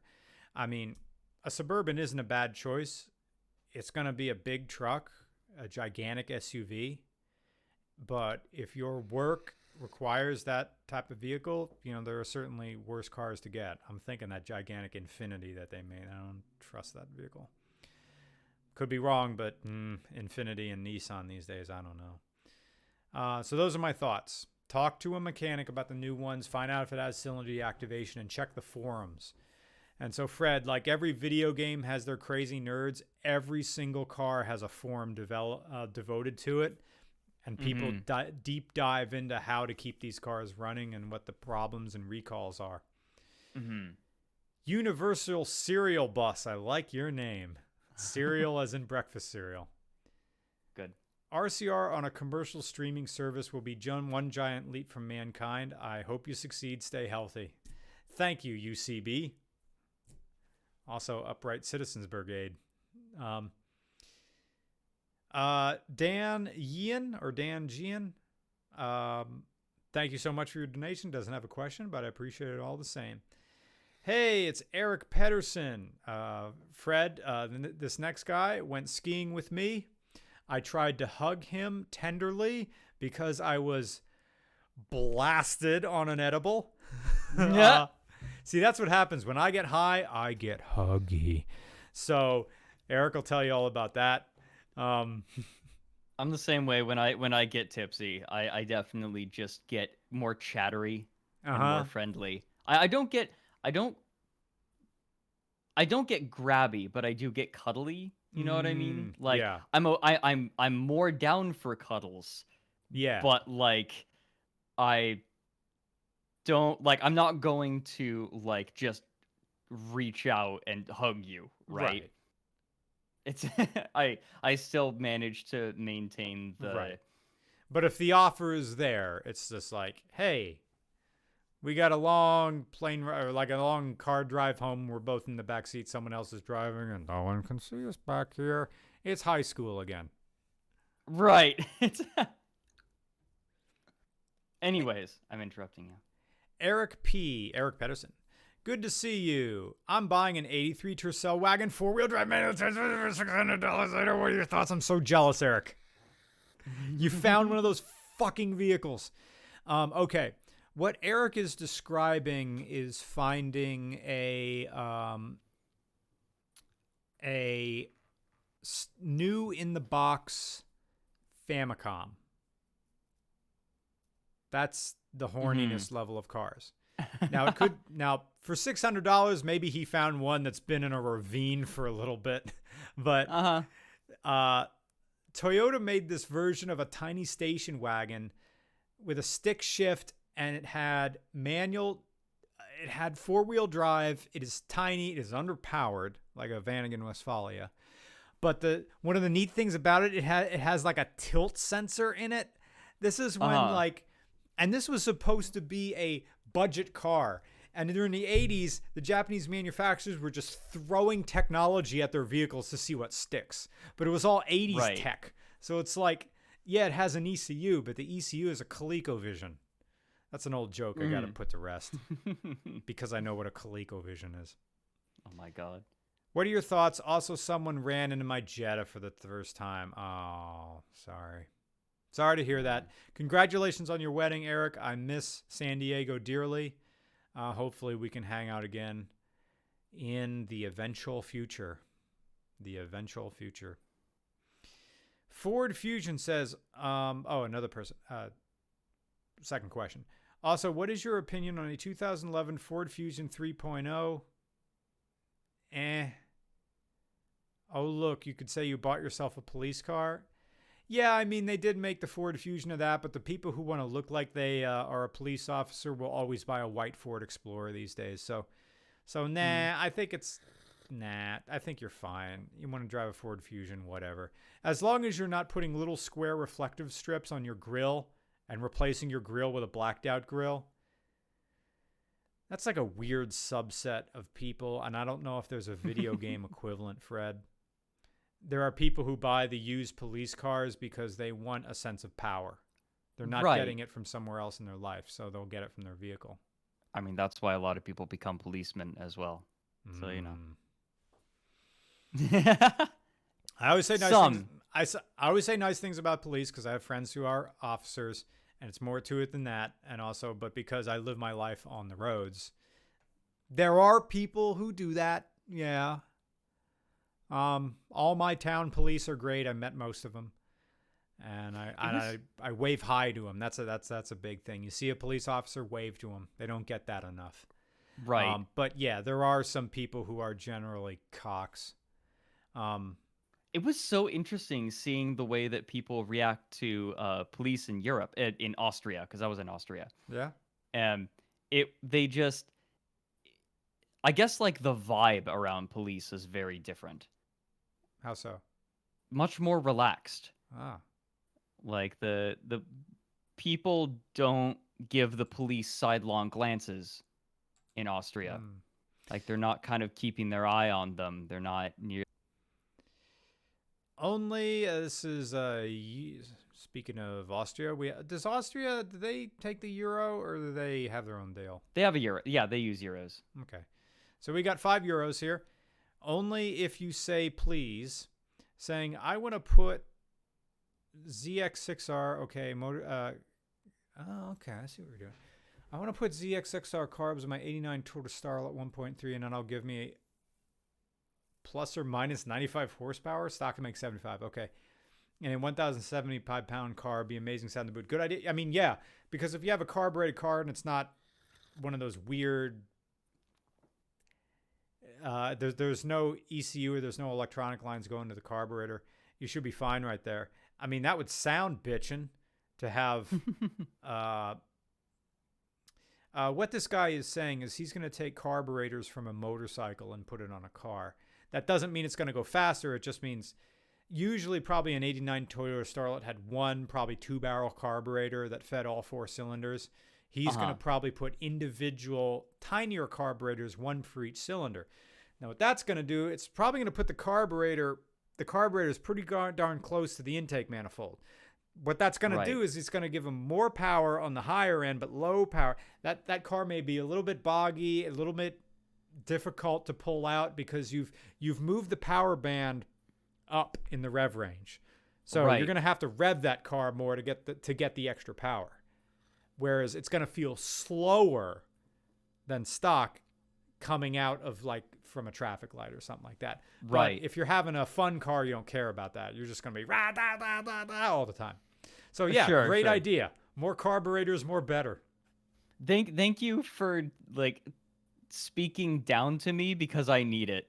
I need, Oh, did I speak down I to you? need the I'm explanation. sorry. No. What I mean by speaking down to me, I mean like speaking at my level Oh, okay. of like what I know. And thank you for like teaching me. I appreciate it. I Okay. want to know. I think the mechanics of it are really interesting. I'm just a baby that knows nothing about Oh. it, and and my dad never really taught me how to like take care of cars. It's just not something he did. We got another question here, and after I'm done reading the question, this is Boris T.S. Karloff. Once I get done reading this question, I'm going to take a pee break, and you're going to know why.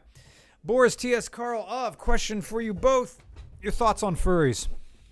Oh, you motherfucker. God damn it. Of course he's going to leave me with that one. Piece of shit. Maybe I just wait. Maybe I just wait. Maybe I just sit here and stew in the question for a little while.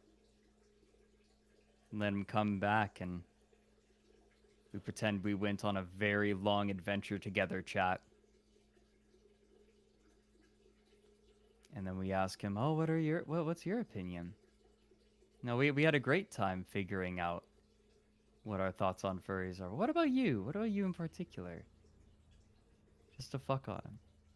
A lot of a lot of furry stuff is really cool. I think that there's a lot of really gross and weird and criminal stuff like in the upper echelons of the furry fandom that are really gross. So I could never I just don't call myself a part of any community at all because I don't like being a part of any community. That's just me.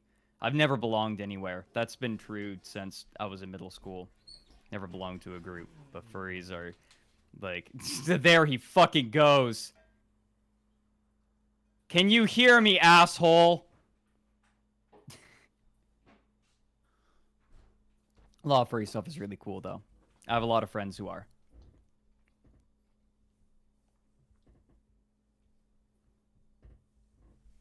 Wait for it, or once he puts his headphones on, that's when I'm gonna. Oh, right on stream, perfect. Thanks, man. All right, once he comes on. All right, hold on. Wait till he puts his headphones on. No, and that's why I think all furries are like disgusting degenerates. I just can't. I can't do anything. Like I can't be seen around them. I don't like talking with them. I just get uncomfortable. It's like I get an anti-boner. It goes in. What about you? What about you, Brian? I got recognized at Furrydelphia, which is a local convention, before I even got out of my car. Ha! Like, I drove the Falcon there. Like, I hardly get recognized in real life, but when I drive that classic car that goes rumble rumble, it's the mascot of the channel. So, and I got recognized. The first person who recognized me was one of the hotel staff. So he ran out of that door. It's like, dude, I love your videos. Can I have your autograph? Can you sign like this napkin or something? I'm like, all right. And then I also there was some other. He didn't have his DeLorean. There was another guy who was at that show who owns a DeLorean. Tom, and but he didn't have it. He was working on MG Midget at the time. Who he since finished it. So yeah, we make the jokes. It's a healthy portion of my viewership, and I embrace it. That's so, legit. Yeah. I have a lot of, especially after my furries video, I have a lot of furries. Oh yeah. They're the group that by far I get the most fan art from. You get fan art? I get fan art. It's wild. It's like it's extremely rare, but I love it every single time. It makes me happy because that fuzzy feeling. Yeah. What do I gotta do to get fan art? You remember when we met up at Too Many Games, yeah. Too Many Games. There we go. TMG. Yeah, they're like people would sometimes recognize me, but because my personality isn't at the forefront, they're always like, "Hey, you're down the rabbit hole," as if that was my name, as if my first name was Down the and Rabbit Hole is my last name. Yeah. It's really like people get the first thing that people feel, I think, when they see me is confusion, as if like the concept that I'm a human being is surprising to them. Mm-hmm. It's funny. Yeah, you got people like surrounding you at that video game convention. Yeah, it was kind of, oh my god. I still am kind of proud that like um the line for my panel was so long. You weren't there for that, were you? No, I didn't stay the night there because I lived like an hour and a half up the road. I think I just went home or something like that. Yeah, But I came back the next day, but then we went to the after party. Yeah. I remember that. I was very awkward the whole time. Well, you just got off a plane. You were like jet lagged and stuff. Yeah. Well, still, I still felt kind of like a dick. Because I was so like scatterbrained and all over the place. Well, I remember. Fun fact, everyone, that was the convention where Chris Chan had her meltdown. Oh, what? I knew that. Yeah. I knew that they were there because you told me they were there, but that's all. Yeah, that they I were. knew. No, like people all over were like, "Hey, Fred, did you know that Chris Chan's here?" I'm like, "No, I didn't." Like, "No, I didn't know." And they'd be like, "Are you going to try to say hi?" And I was like, "No, no, No. no, never. What good could possibly come of that? Why? Why would I want to?" No, but I was giving a panel there, and I was really proud because I filled up the room, and there was over twice the capacity of the room in a line outside of the panel room.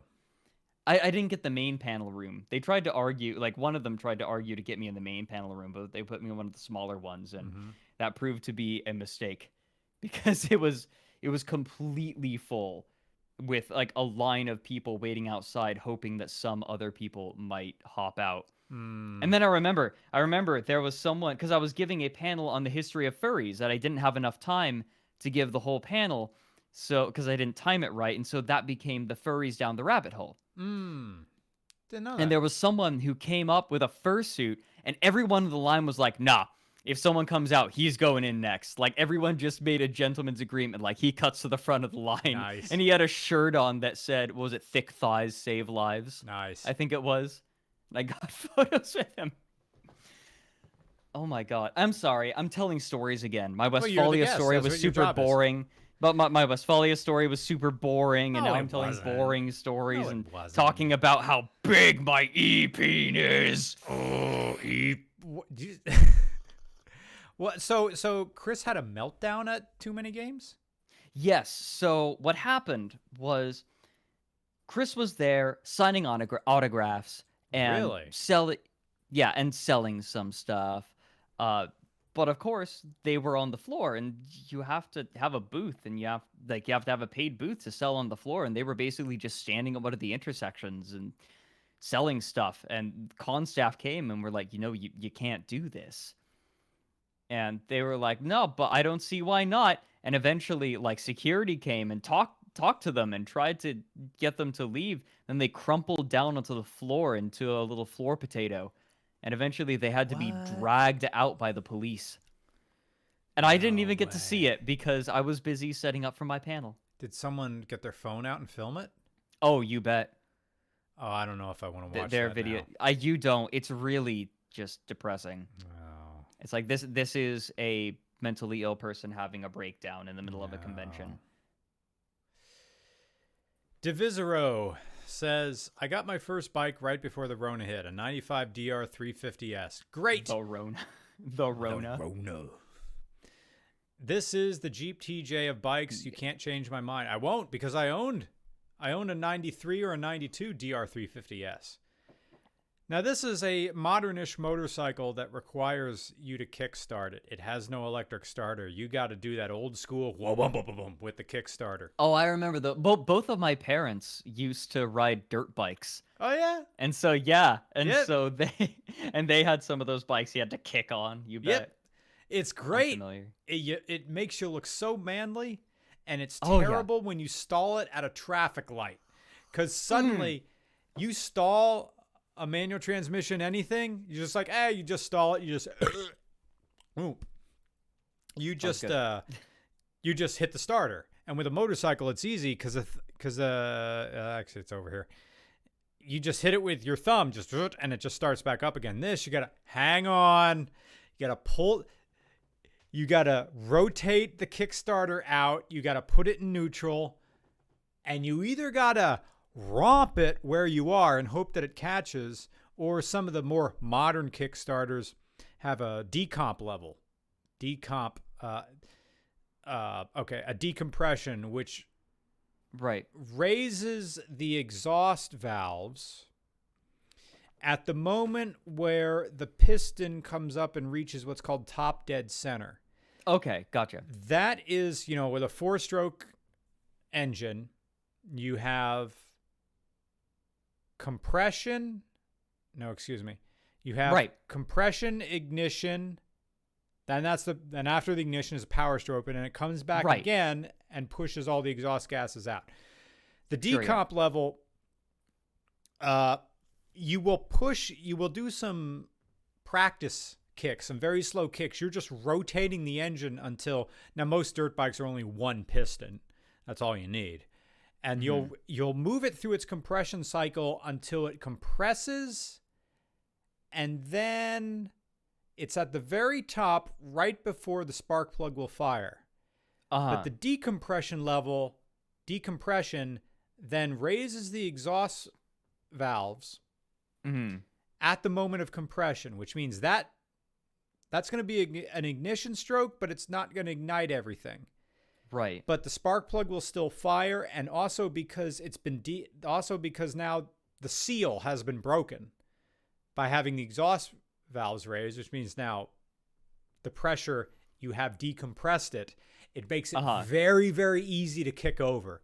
There's no gunk. It's just kick, and then it just starts up because you got like half an explosion there. Yeah. So, and that'll help and that's you enough do to it. get it going. But the thing is, you got to find top dead center. You got to kick it a few times gingerly until you find that thing. And then usually when you hit top dead center, the decompression lever, which is like a third lever on the handlebars, clicks out. It's like, okay, it's ready now.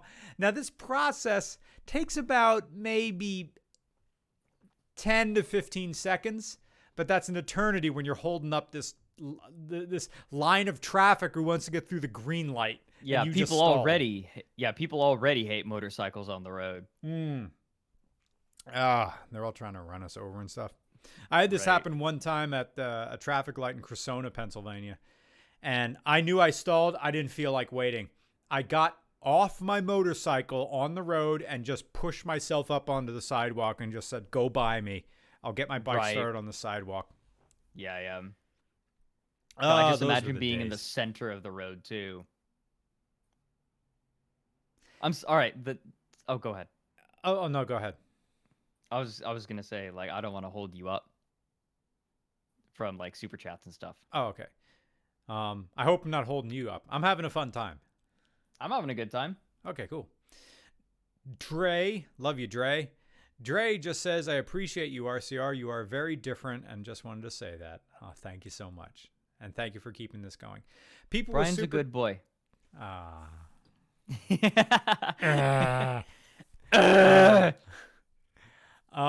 Please, no more super chats. We will answer every single super chat, but please no more. We don't want to keep this going until midnight. Iced Inc., another person who I see a lot. I got to do this in like a voice. I think I got to pot myself down a little for it. Pot myself down a little bit, so I can get right on the mic but not peek it. Down a little bit, down a little bit, down a little bit. There we go. My dress socks are pregnant, and I'm not the father.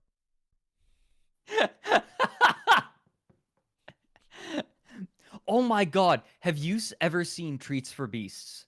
No, what's that? I'll show you after the stream. Okay. I'll give you the links. Okay. But that's the first thing I thought of. Daddy, where does the cock go? It is very much like it's like your humor mixed with the most brutal nihilism you've ever experienced. Is it like fantastic. Salad Fingers? It's like Salad Fingers grew up. Okay. But it's not like, it's hard to describe. I feel like comparing it to that kind of media doesn't really do it justice. Anyway. Actually, wait, because this is OBS. I can put text.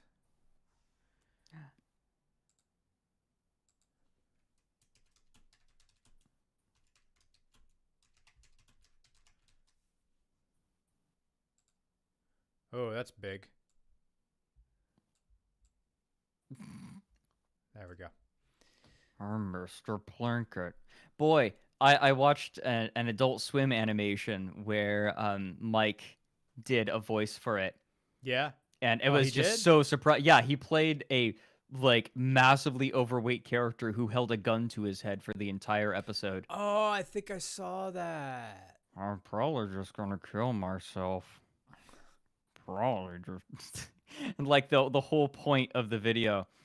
And Like then the he whole shot point somebody else.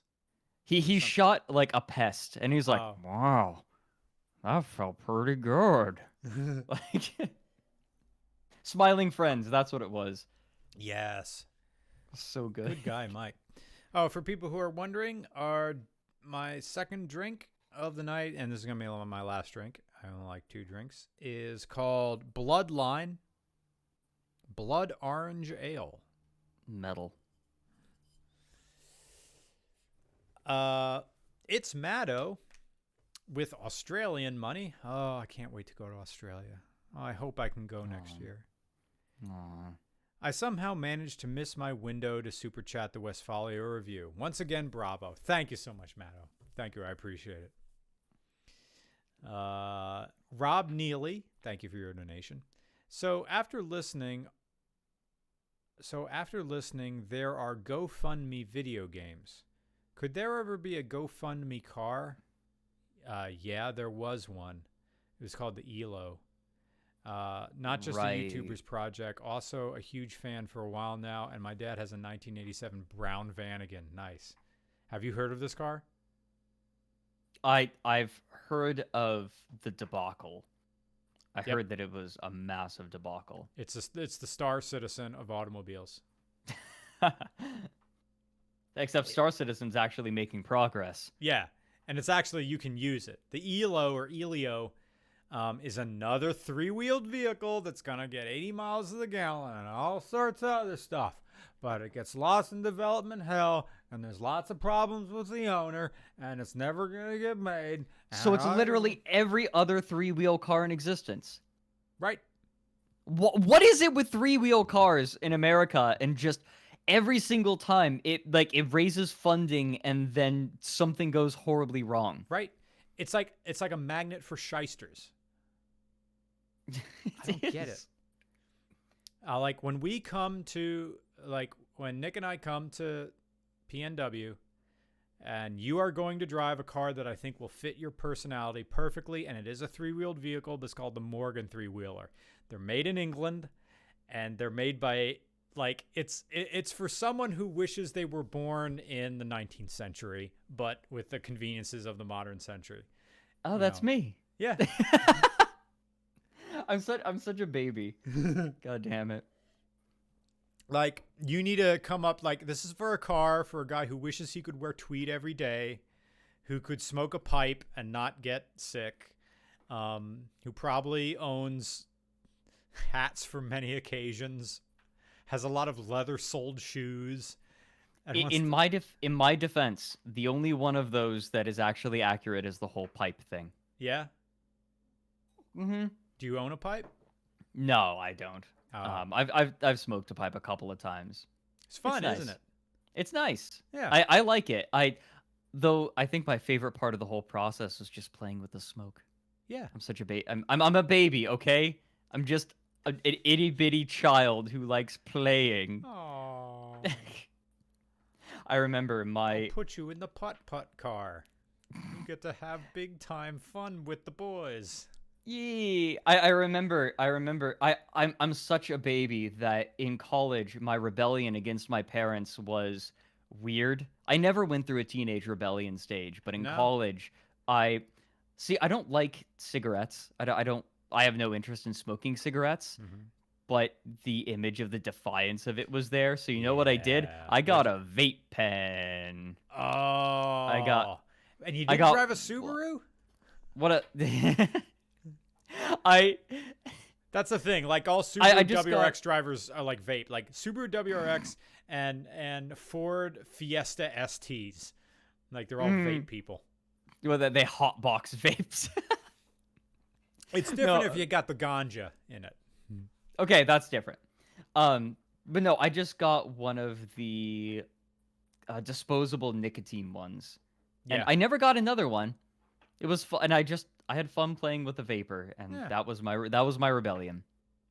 What years were you in college? I don't want to say because I like keeping my age on the down low. Not because I'm worried about it, because like I'm sure it'd be easy to find out.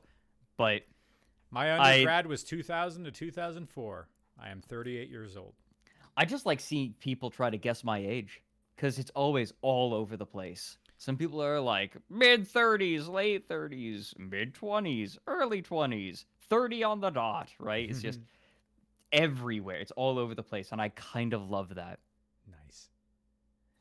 Well, yes, you are ambiguous in a good way. In a good way. I feel like that's true just about me in general. I'm an amorphous like cloud. I'm an amorphous vape cloud. That's what I am. This next guy got to pop myself down for it because I know what he wants. Harold Y says, "The best part of shooting a load is almost shooting a load." You know that line. Yes. Oh, I was thinking of something else today. Like, even though I've put my album out, my album is called Songs I Wrote While I Pooped. I still make songs. I don't record all of them. You sent them to me as you were making them. I did. Just like every night or something. I just like, oh, it's another poop song. Like, and with occasionally some of that shitty little synth. Oh yeah, my Casio PT1 with I got to missing know keys on it. Yeah, I got to know all about your bidet. Dude, dude, for the people who are listening, he hasn't responded to it yet, but now Instagram, on the DMs on Instagram, you can send voice messages. So I sent one to Matt Farah of me like saying, "Pooping makes my day different. Makes my day different. Pooping makes my different day. Makes my different day. Pooping is an interruption from my day different. My day different. Pooping makes my day different. My day different." And I was trying to channel like Missy Elliott. Like I had this nostalgia from like that I Can't Stand the Rain video, which is like as a mild fan of hip hop, like I mean of course I like Wu-Tang and all that, but like Missy Elliott is unbelievable. And if I like had this rewatching of the video for I Can't Stand the Rain, or like the Rain song by Missy Elliott. I had my headphones on, I'm like listening to it, and I'm like, this is hip hop, yeah, but it's like this free form lyric going on. It's almost like, oh, Running Down a Dream. Don't come, Tom Petty. It has that sort of Tom Petty mixed with Beck going on. And it's like, was a remarkable hip hop song. And Missy Elliott is still back at it. So that's what I was going for. It was like my Missy Elliott tribute video song to Matt Farah. Pooping makes my different day. All right. Boris T.S. Karlub says, "Do you think fish are flying? Do crabs think fish are flying?" What's that mean? No, the crabs, because they hang out on the bottom, and then fish are above them. So there's like, are they flying? Huh. It's a shower thought. But that's not even necessarily true because crabs can swim. Can they? Sort of. They can kick their legs. They look right. really weird. I remember a Vine that had some like vaporwave music and a crab like kicking its legs and like floating a little bit through the water. Oh yeah, it's weird. My family would always go crabbing. It's something that we used to do, don't do anymore. With the extended family. But it was always so funny throwing the crabs back because the crabs we go for Dungeness What's crabs, that? but then Dungeness crabs are just like super tasty crabs, soft shelled crab, and then but there were also red rock crabs that were there, and it's just like there were restrictions on the size of Dungeness crabs that you could take, but if you found a red rock crab, whatever size, just get rid of it, like take it. Mm-hmm. We don't want it because they're invasive. Mm. Um, but they it was so funny. We'd catch them, and when you threw them back, they always were just kind of chill about it. Because in Yeah. videos, you see crabs swimming off after you throw them back, but these crabs just froze and drifted lazily down like a leaf.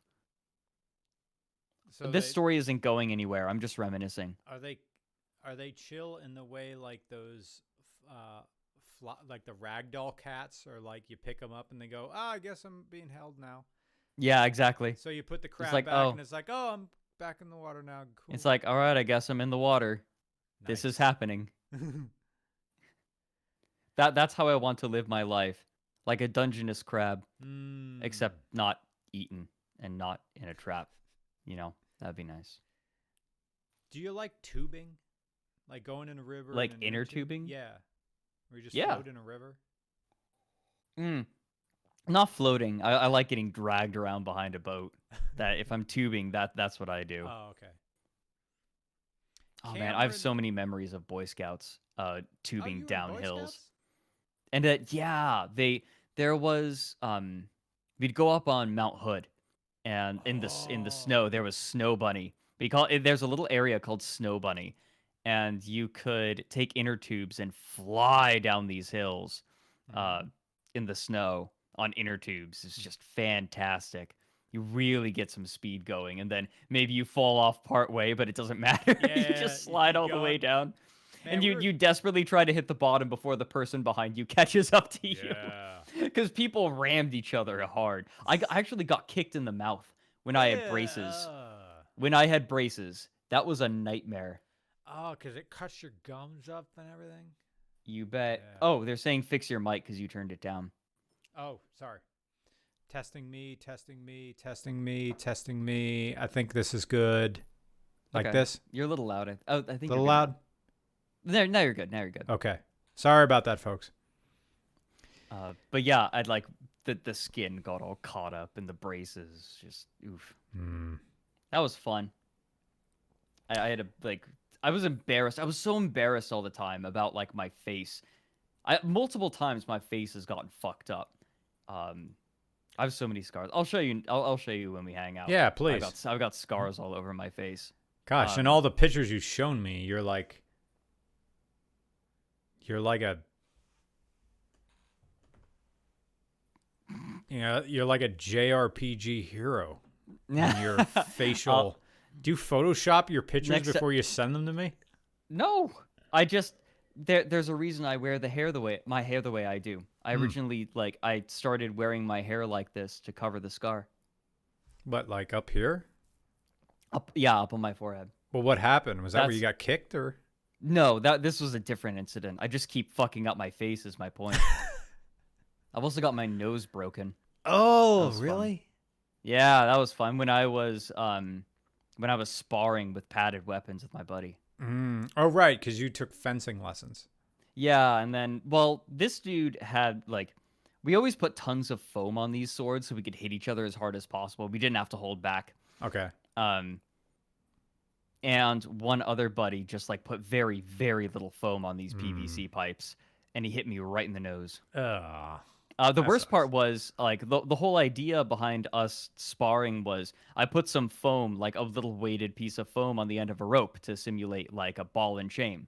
It's how effective is this really? It's probably not going to be great, but I'm going to try it and see if I can figure it out. And of course, this guy goes ham, so even if I hit him, I can't stop him. Oh, what a nightmare that was. So he broke my nose, and that was fun. I fucked up my face. I have more questions about this, but I think I need to answer. We need to keep going. I'm so yeah. sorry. It's okay. I keep sidetracking us. Oh, that's what this is for. We're just having a conversation. And this is a question for Fred from Cameron Mayan. For Mr. R and also Fred. Hypothetically speaking, would you review any of the cars Christian has owned over the years? He owned cars? Does he even have a driver's license? Yeah, That dude passed a state driving test? I guess. I'm willing they to bet have, that family owned like a Plymouth Voyager minivan. I think you might actually be right. That's the van. Hold like, on, I'm looking it up right now. Okay, while you look that up, I think I said this Sunchu. before to somebody else, There but it is. the Plymouth No, Voyager I've got it. minivan is just, it's the car for people who, it's like that official car of payday loans and the guys and like stealing copper from a construction site, and like you got 2 baby seats in the back. It's got one permanent space saver donut on it. It's got rust creeping up over the rocker panels and the rear wheel arches. What did you find, Fred? Okay, so Chris Chan always names their car Sunchu, as in their son. Like, this is Okay. my son. First, it was a 1994 Ford Escort station wagon. Okay, an economy station wagon. I saw a really Yep. fresh one today while I was riding around. I almost wanted to put a note on the window saying, "I will buy your car." Go on. Then he had a white Cadillac Seville until it died from a cracked engine block. It was okay. I have the. No, I don't have the specific one, unfortunately. Cadillac Seville. Like, my first thought goes immediately to the one with the car with the North Star engine in it. Oh, I just found more details. Okay. So Is this his from the first- wiki? this is from the Sonichu.com wiki. Yes. Brilliant. Their first car was a Ford Escort, All right. a Ford Escort LX. Okay. It was a hand-me-down from Barb, aka Snorlax.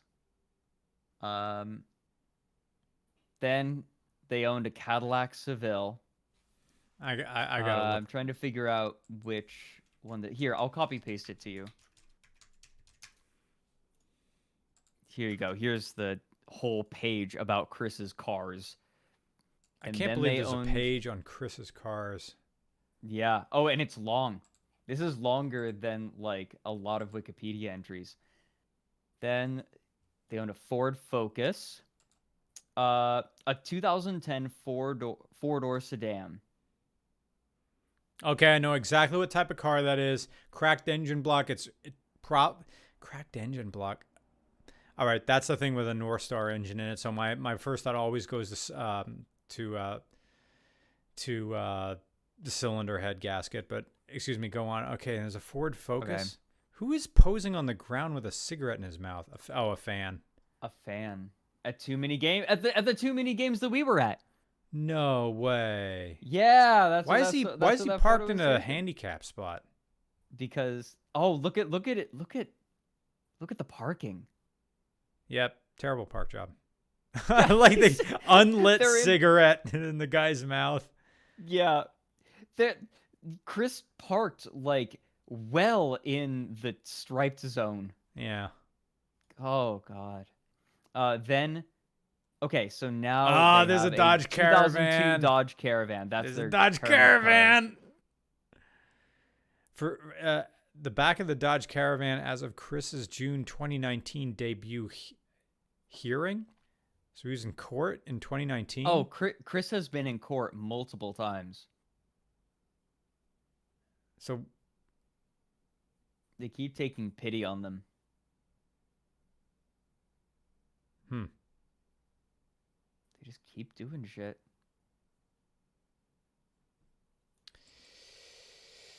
Yep. Yeah. Sorry to peek the mic. I don't know. I feel like it's excusable looking at all of this. Yeah. Cameron Mine, thanks for the donation. I appreciate it. Oh, and their car is in their comic too, by the way. Great. It's a Transformer. Of course it is.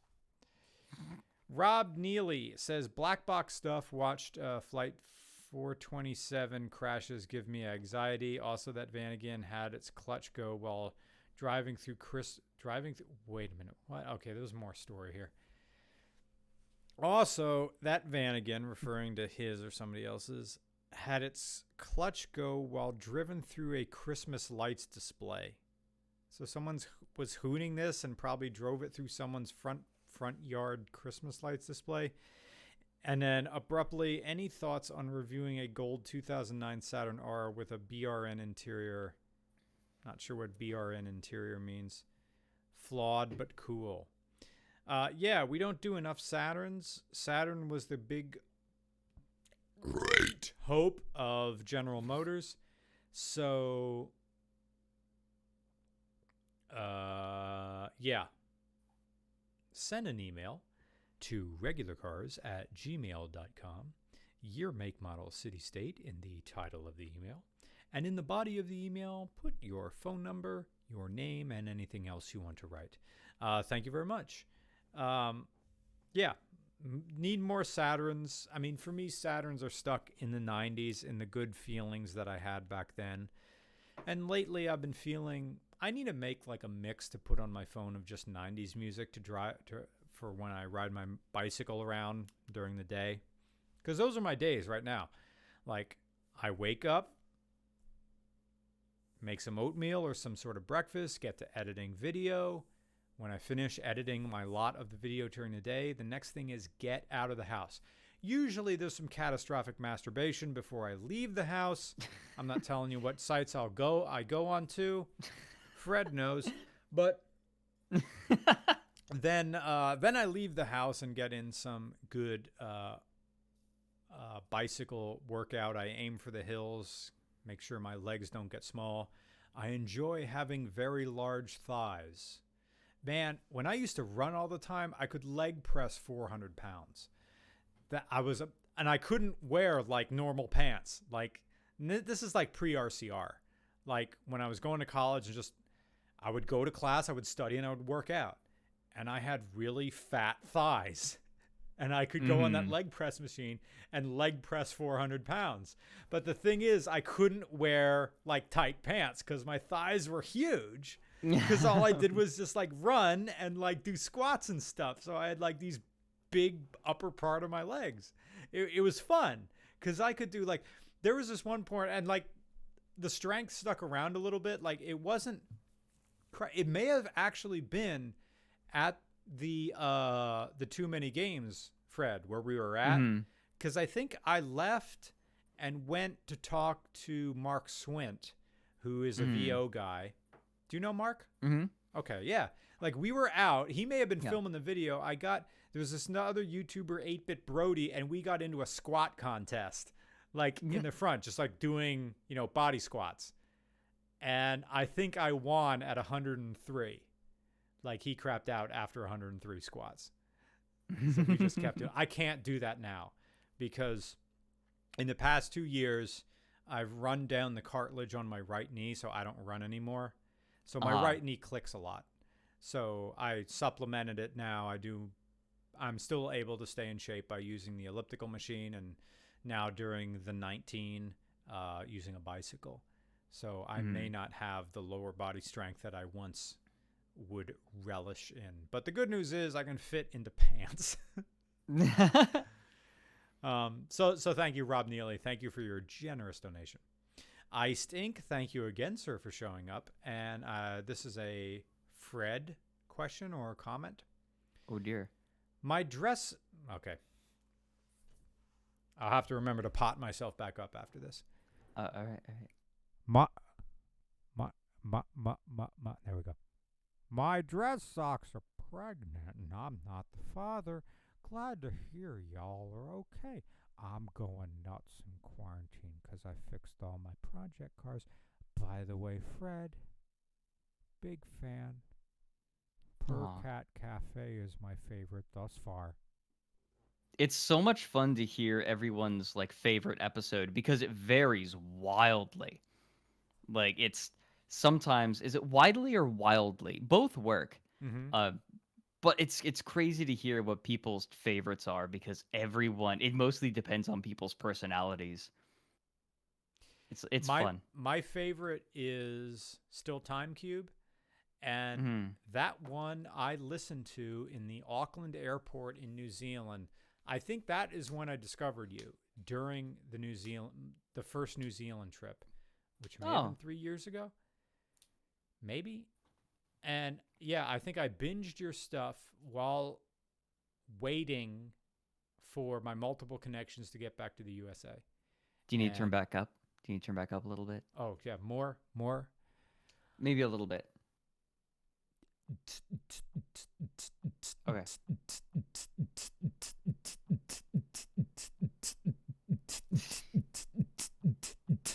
I'll trust you to find the right levels.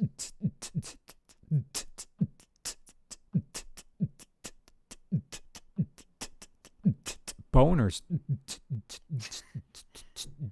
Thanks, Brian.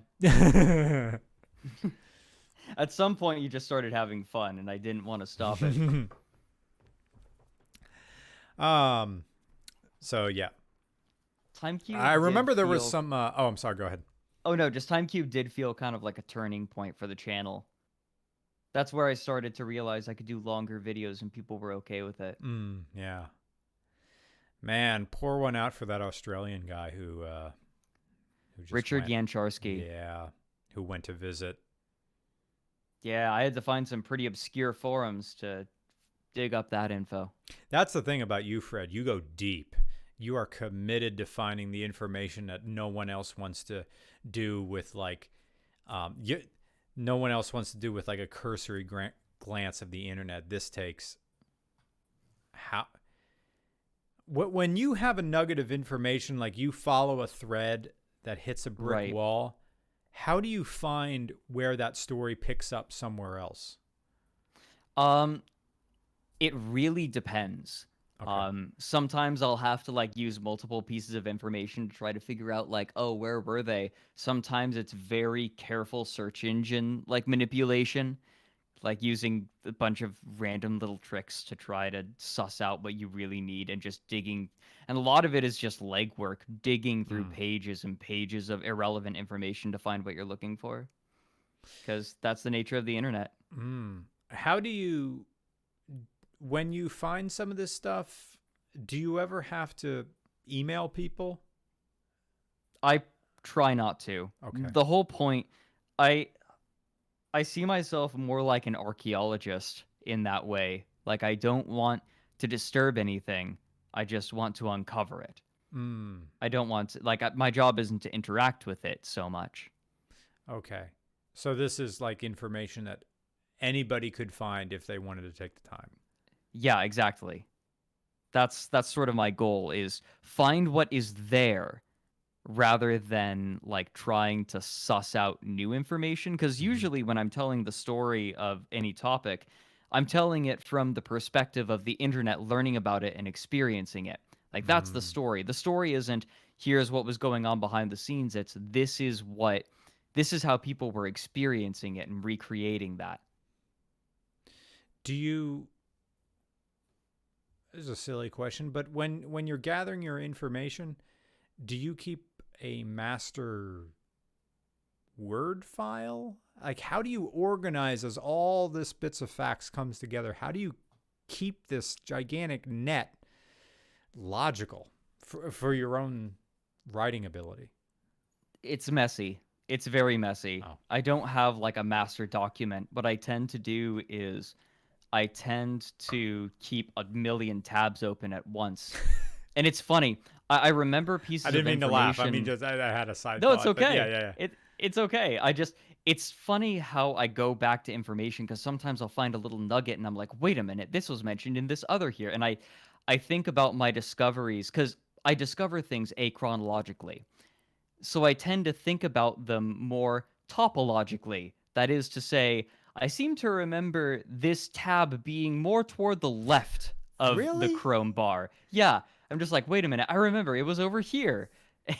So if you fire up Chrome, it's gonna go. Oh yeah, yep. Although, like, I try to keep.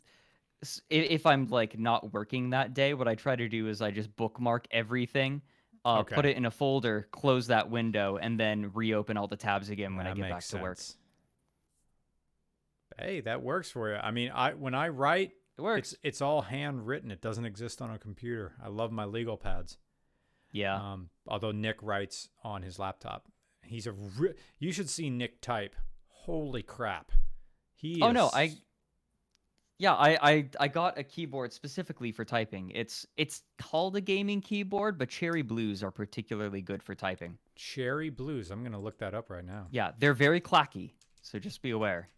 But if you do a lot of typing, getting a nice mechanical keyboard can be wonderful. And if you're using it chiefly for typing and not so much for gaming, Cherry Blues are excellent. Cherry Blue MX. Yes. Oh, this is just a replacement key for $10 a key. Mechanical keyboards are a little bit more expensive, but it's one of those things where if you're using it every day, you may as well have a good one. That's for a Corsair. Are you able to buy these through Amazon or? There are a lot of retailers. You don't have to buy, Cherry is just the brand of keys. Oh, okay. It's not. Yeah, a lot of different keyboards use Cherry keys and similar things. You can, Cherry Grays, I think, are similar. In that case, the activation pressure is a little different. I see. Browns, that's what it is, I think. Cherry MX Browns are the ones that are very similar to Blue, but just with a lighter key press, I think. I see one here called the Red Dragon mechanical gaming keyboard using Cherry MX Blue switches, price point $43. I can't help you in that Okay. way. Whatever. Reds are For interesting. people who are wondering, the keyboard that I use was given to me from a friend years ago, and it is. Oh, it's a video editing keyboard. It is. This is mechanical, but it's very soft. For mechanical, I suppose. Yeah, it doesn't actually. Of course, this I've had for over 10 years, so it's getting up there in age. And this is for a version of Premiere that doesn't exist anymore. So most of the stuff that's written on here, the keyboard shortcuts, it's just my keyboard that I'm used to having. Right. So we. Oh my God. Oh, go ahead. You should totally get Cherry Browns. The cherry brown keyboard. Please get the Browns. Remind me. Okay. So Ice Aching, thank you for your question. Brandon Takunu says the Westphalia video truly felt like I was watching regular car reviews for the first time again. Thank you so much. Thank you for coming to Toronto and hanging out with us. Loved. Oh, I signed your hat. Thank you from the car. We had a car meet there that the police came to. It was nuts. Oh God. That was the thing. Originally for RCR Pacific Northwest, I was thinking about having a car meet, but regular car reviews is getting so big now, it's hard to find a venue. We took over the shopping mall parking lot, and I had to buck out early. People are going to start doing burnouts, because that's the thing. You do a video game convention, maybe somebody may have a mental health, he may I don't know is this an appropriate phrase, because my friend used to use it all the time. It's called throwing a wobbler. What's that? I've never. Having someone becoming overwhelmed with emotion who is not used to regulating their emotion. Oh. Who may just get it's not a mental breakdown. It's nerding I know out, I know exactly what you're talking about. Yeah, throwing a wobbler. But the thing with car culture is someone's going to do a burnout and some Mustang is going to crash into something. So that's the problem. Right. Yeah, you've got a bunch of people with very large, heavy, powerful mechanical objects. Yeah, and the desire to be seen. And a party seen. atmosphere. Yeah. Yeah.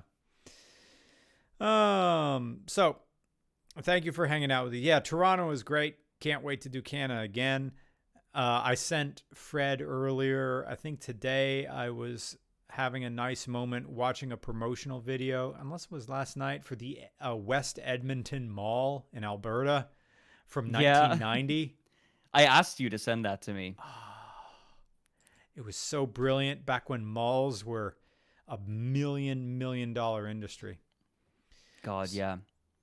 So I put the sign up that said no more super chats. We have a bunch of them, but not too much more. Okay, we've got very legal, very cool. That's a name I see a bunch. Mm. Thoughts on literature that is more like stream of conscious. My thoughts on literature that is more like a stream of consciousness rant. I've enjoyed reading Dostoevsky and Thomas Bernard. Any book recommendations? Do you know what I'm about to say, Fred? I don't think so. Ulysses? Oh. Yeah. Okay. Oh, yeah. Ulysses, like the first stream of consciousness modernist novel. Yeah, Yes. go read Ulysses. You're going to read it and you're like, the fuck?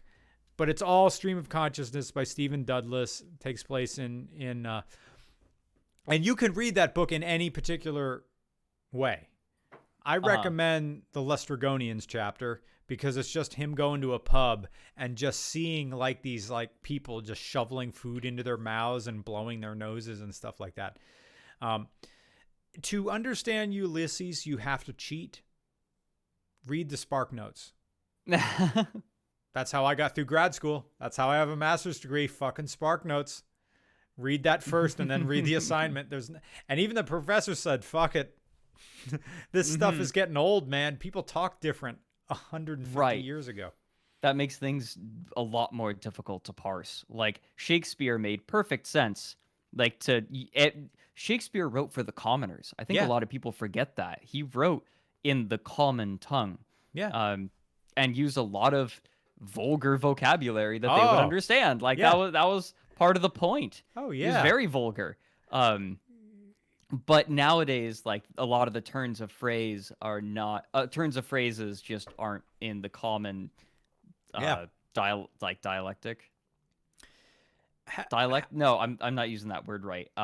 Dialect. Yeah. That's what I'm looking for. Haha.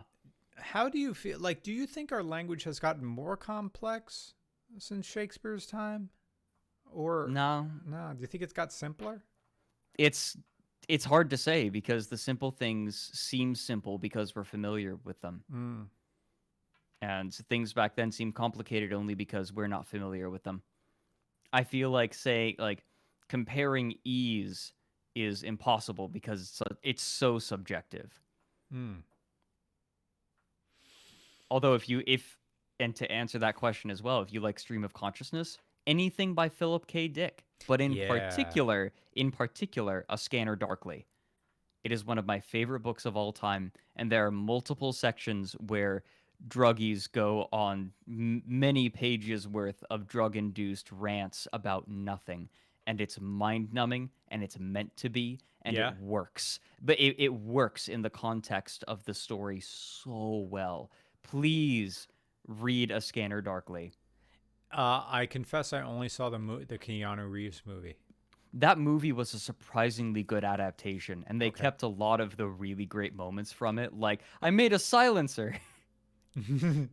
Oh, dude, that was RDJ. Right? That was Robert Downey Jr. Yeah. That was Robert. Yeah, Robert Downey Jr. was in that. Keanu Reeves was in that. It was. I feel like that adaptation, the decision to rotoscope the whole thing, really captured the feeling of the book. Man, do you know, like, that was a program that was written by the program that was written called Rotoshop to make Scanner Darkly was first made, it was made, I think, by the director or the screenwriter for Waking Life. Do you remember that flick? Christ, I think so. Waking Life is like this series of short films about this kid who keeps having these lucid Yes. I remember, like, everyone had really different opinions on it. Some people were like, wow, this is shit. And some people were like, wow, this is really cool. But most people were like, wow. Like, I remember it was the hip thing to hate on that movie because Yeah. rotoscope isn't really animation, as if it was trying to be animation like in like the typical form, Right. it's kids being like, it's lesser than animation. It's like that's not the point.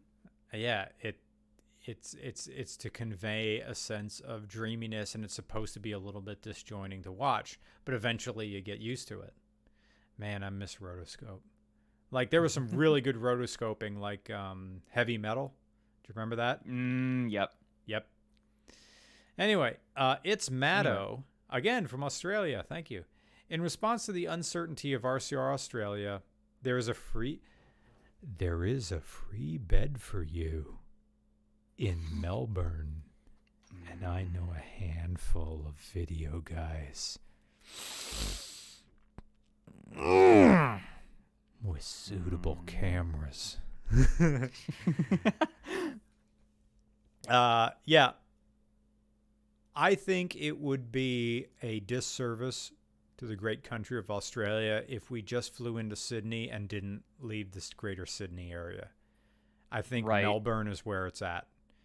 A friend of mine, Juliet Johnson, suggested I come to the Gold Coast because there's a big party there.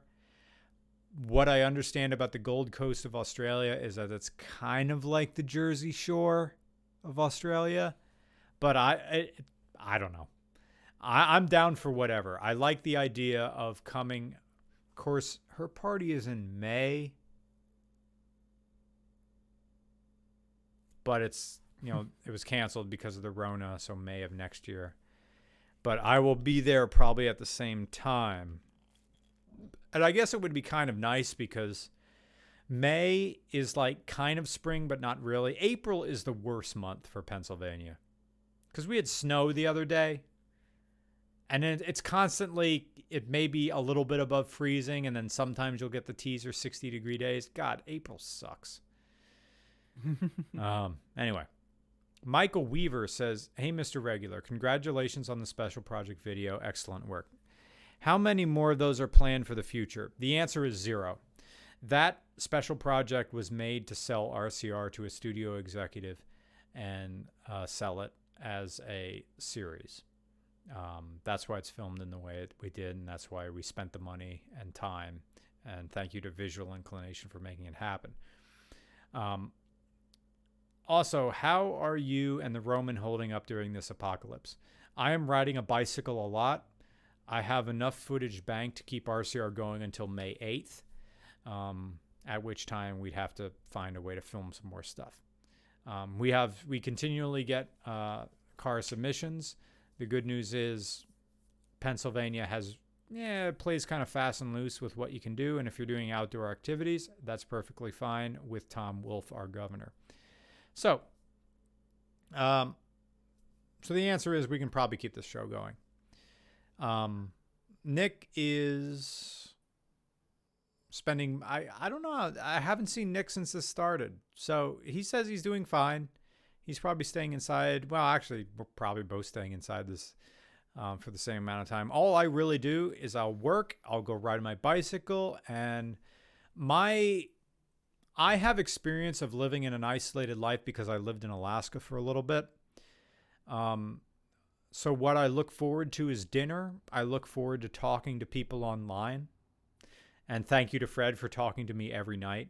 I tend to... I put a lot of emotional currency in being able to talk to people, and also you, both meeting Fred and also fans. When I lived in Alaska, I lived in a dorm room within the school, so I couldn't drink every night. So thank you to giant food stores for carrying beer, because Pennsylvania's alcohol laws are weird. But thankfully, I can look forward to a beer with dinner. I am drinking more alcohol than I am than I normally do. Call it a crutch, I don't know, but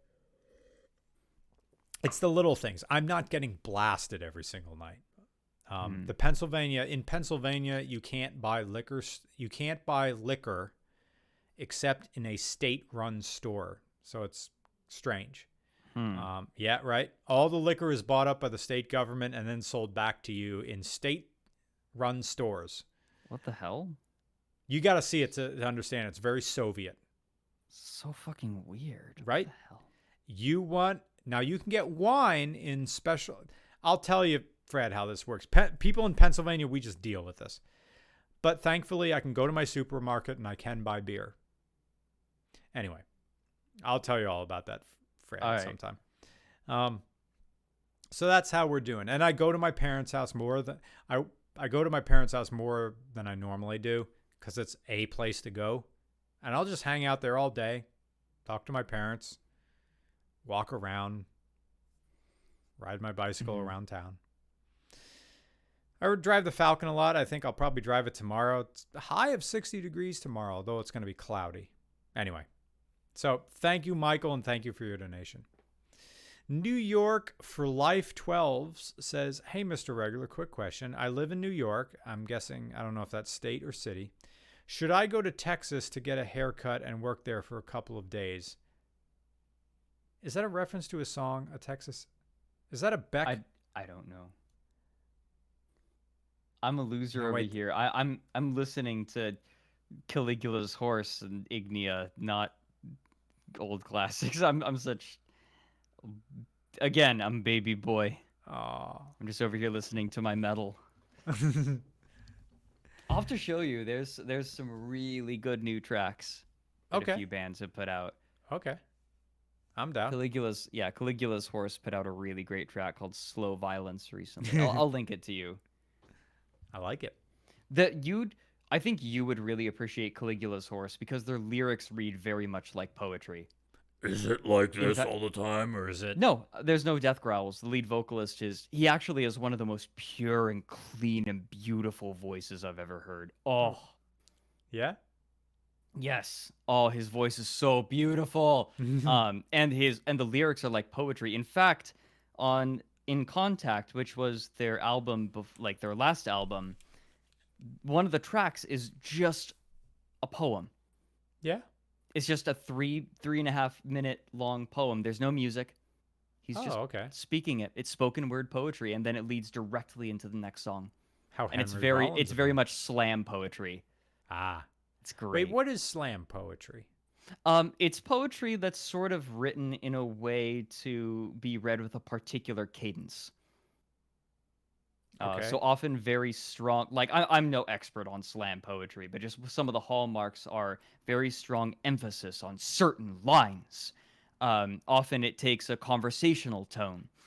There's a lot of dynamic changes in the delivery of it. So it's almost like a soliloquy. Okay. Imagine a poem delivered like a Shakespearean soliloquy. Like a Gil Scott Heron or something like that? Good question. Hmm. I'll just show you at some point. You know Okay. what? I'm going on and on. I'm dragging this out. I'm sorry, Please, I've dragged this podcast out so much. I don't get a famous guest like you all the time. So I'm not famous. Come on. People formed a semicircle around you at that convention. Okay, no, that doesn't count. Of course, like I'm in that's a place where people are going to recognize me because that's like part of the audience. I guess. Anyway, Dr. Anyway. Ryan 82994 doesn't really have a question. Thank you for your donation. Just says for immature use. Gladly. Thank you. Sam led consulting says nice new headphones. What mods should I get for a 5-cylinder Volkswagen Passat? None. That's a family car. That's a mom car. That's turbo. Look, if it's the turbo one, you can do like boost controllers and stuff like that. But your Passat was never really made to be a performance vehicle. That's like saying you play PopCap games all the time and claiming you're a hardcore gamer. I mean, technically. I mean, then again, considering how much some of those moms pay and like kids pay on those apps, I wonder how many of those people have put more money into those PopCap games than a hardcore gamer has into their games and their rig. Maybe that's the modding scene for a freaking Passat. A Passat. Right. My mom drives a Passat. It's a good car. It's a comfortable, reasonably fast sedan. Can you make it faster? Sure. Should you? No. I mean, it already is all that it's meant to be. Right. I think you're throwing money down the drain by trying to mod a Passat. Mod a Scirocco or a Corrado. That's the move to make. Now those are older cars, but they're freaking cool as nuts.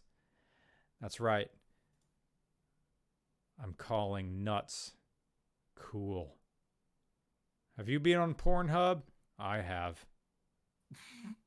Jared Stallworth says, "What program are you using?" I'm just leaving. I'm leaving that one to you. You're welcome to that one. Go on. Jared Stallworth says, "What program are you using for this stream?" I'm using Open Broadcaster, OBS, the standard. That's what I know how to use. Good question, though. Decent. Thank you. It's free. It's open source. It's good. Hey, everybody. It is Justin Lose. We talked about him earlier in this podcast. The owner of a Yugo GV. We both participated in the Retreat from Lemons rally in his Yugo. We drove a Yugo from Pennsylvania to Alabama. Soviet era car all the way to Alabama. That right there is the Soviet experience. Drive into the Barber Motorsports Park. The thing about that race, dude, Fred, is that you're like, yay, we made it to the end. Oh shit, the only way back home is a fucking Yugo. Yeah. You gotta drive all the way back. He dropped me off at like the Columbus airport, and I'm like, look, he offered me to drive me to my house, but like that is an extra 5 hours. I will pay $300 to get a one-way flight from Columbus to Harrisburg or something like that. Someone could pick me up from the airport. How did I get home from that? Someone had to pick me up from the airport. No, wait, I know how I got home. I went from Columbus to Philly, and then from Philly to Lehigh Valley, and then which is about an hour and 10 minutes from my house, and my parents picked me up. I would like to imagine that you just got drunk on the plane and let Blackout Brian figure it out from there. What? I like to imagine that you got drunk on the plane and let Blackout Brian figure it out from there after you landed. Blackout Brian. Dude, yeah, Blackout... it's like, I'm not going to remember the trip. Oh, dude, Blackout Brian is no fun. Oh, really? Yeah, Blackout Brian wants to be friends with everybody. But then there's the Spins Brian. That's where you mix booze with weed. I realized one time when I took these monster hits and then I was drinking frickin' the champagne of beers. What's the champagne of beers? Crap. I know what it is. I used to buy this stuff.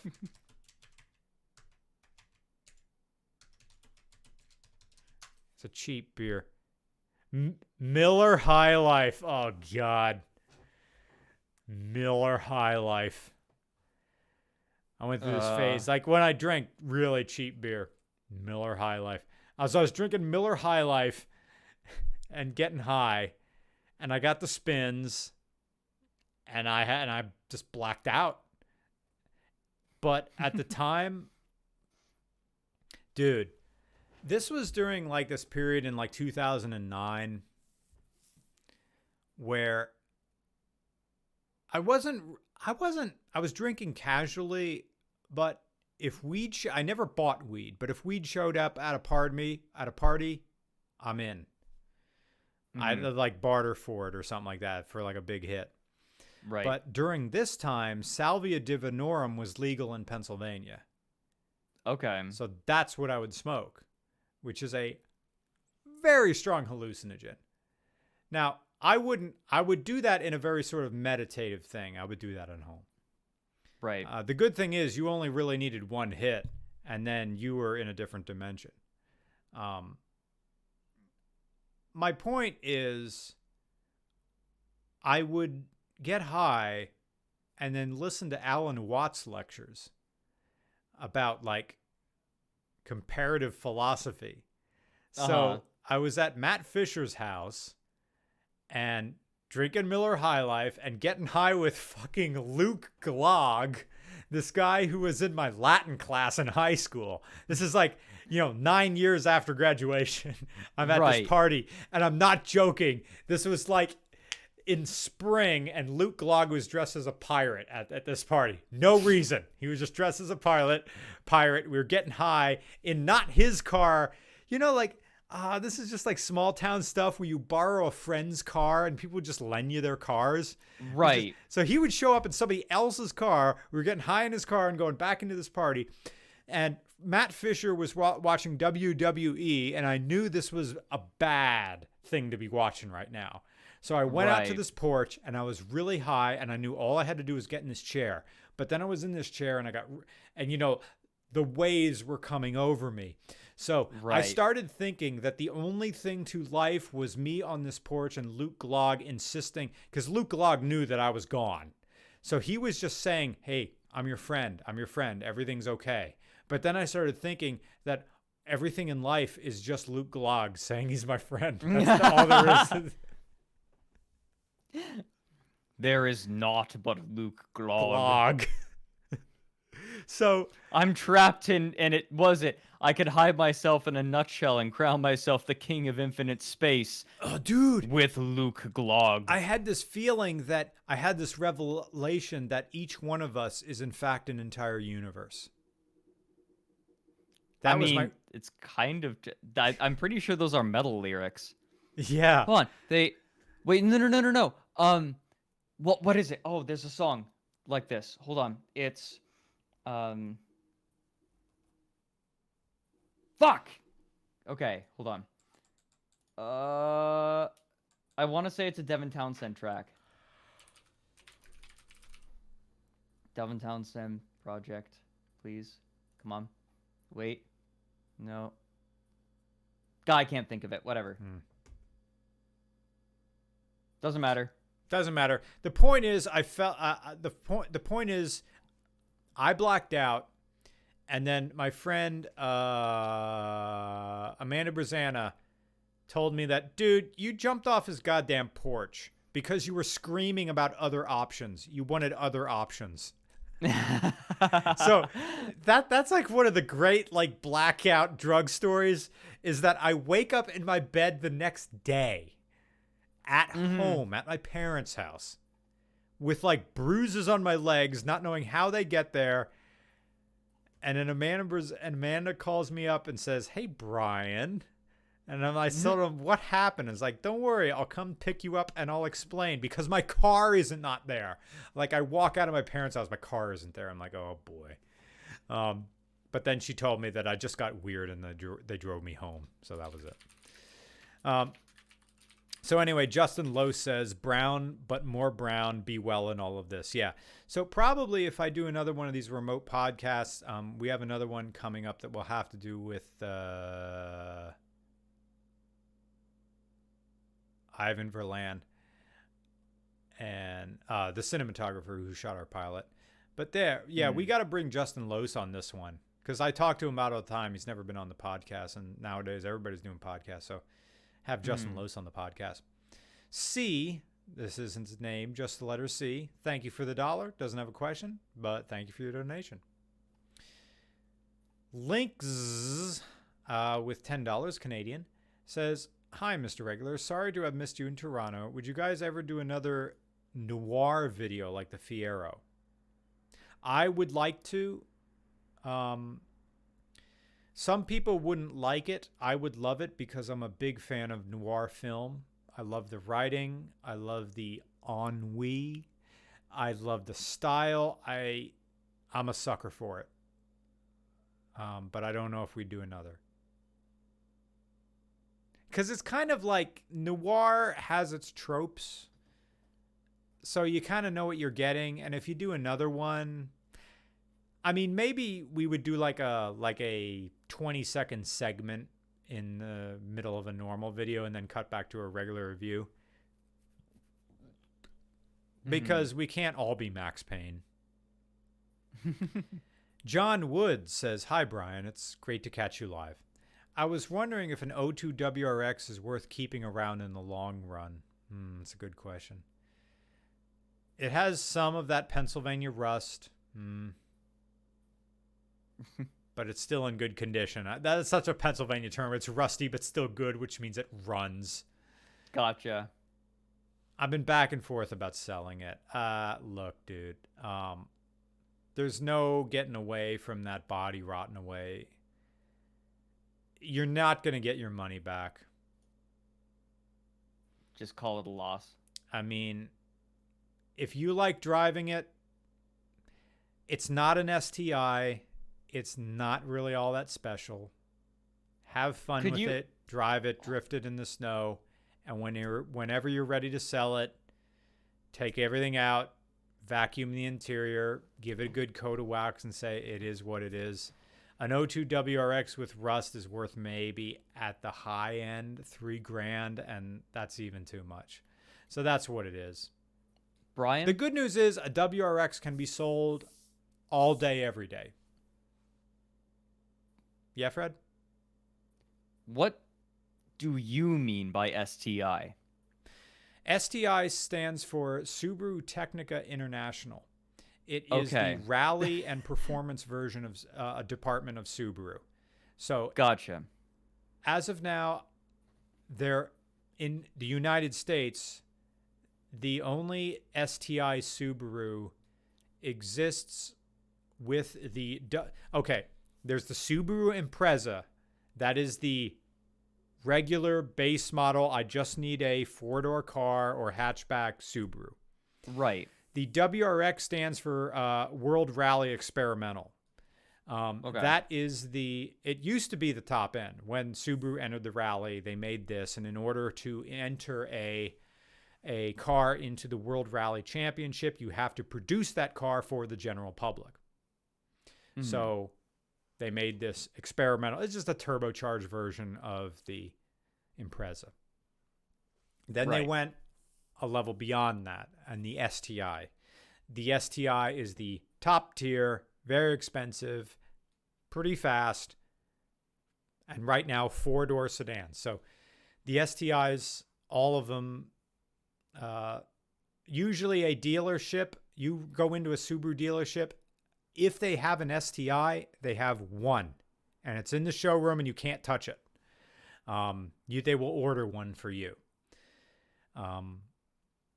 And then, of course, people mod the STIs like crazy. I could go down a Subaru hole. So you could go down a Subaru hole with STIs, is what you're saying. Yes. Okay. Oh, I get what you're saying now. Took me a minute. Sometimes I'm slow. It took me a minute. I was like, STI, what? Okay, I'm educated. Thank you. Thank you, John Woods. Dan Yan doesn't have a question, but thank you again for your donation. He leaves a smiley face with sunglasses. Cool. Zach Heineman says, "Fix your level, Mr. Regular." That was probably the past time where I had myself potted down too much. USDM MX says, "Hey, if there would be another sponsored car build one day, what would you want to do?" Easy. 1963 Ford Galaxy. Yeah. Or even a Ford Galaxy Sunliner. This is, like, my Ford Falcon is an old American car, but when you see it in real life, it's no larger than a Toyota Camry. It is a small American car. I can park it anywhere, but I like big American lead sleds. I like the big American boats, and that is the Ford Galaxy. It's as big as its name. It's huge. I don't know if it fits in my garage. I would love a Ford Galaxy. Get that 400 cubic inch engine out of there, put an LS engine with fuel injection, put a turbocharger in it. Fuck everything about, like, oh, you're taking the original engine out of it. Screw it. Put a modern engine in. It's just like Fred's computer. It looks like something ancient and it runs like, but it's everything's modern underneath. That's what I want. Ford Galaxy. And it has to be 1963. 1963 is this orgasmic moment in car history where, like, it was at almost like the height of car design with no government intervention, no safety. It's 1963 is the year for my money, cars. It's like this cross section of pure art, pure style. It's like if what's that series on YouPorn on Pornhub, edging, like cum denial or something like that. I've seen videos where that's like shot in like really high quality cameras. Somebody has class, a lot of baby oil.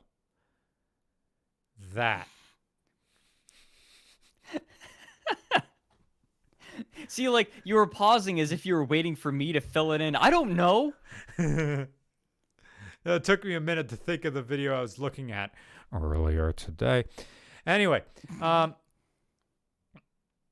yeah, sponsored car bills. Nick Bellinger. Hello, Nick. Late to the party, but what's up? Thank you for the donation, Nick. Haven't watched down the rabbit hole much, but I found the episode on Temple OS interesting. Anyway, cheers, boys. I'm so glad. If you like the delivery style, if you like more historical videos, check out the Henry Darger episode maybe. Oh, if you like more modern stuff, I have a few gaming focused ones, but they're more old. The Wings of Redemption one is about a gamer, but not really so much about games. Although I do have like a 15-minute breakdown of I took a big risk doing that, by the way. I have a 15-minute breakdown of a 1v1 in Call of Duty. And that was a lot of fun. Oh, right. Yeah. That was a huge risk, but I was like, if I do this right, I think people will like it. Yeah, people liked it. They liked but yeah, it, yeah, like the different topics. If you like the delivery style, but you just found you found the topic interesting. If you like that one, check out the not the Temple OS, the Time Cube one. Yeah. I know Brian's going to recommend that one. Yeah, I do. Like the Time Cube one. I like Henry Darger as well.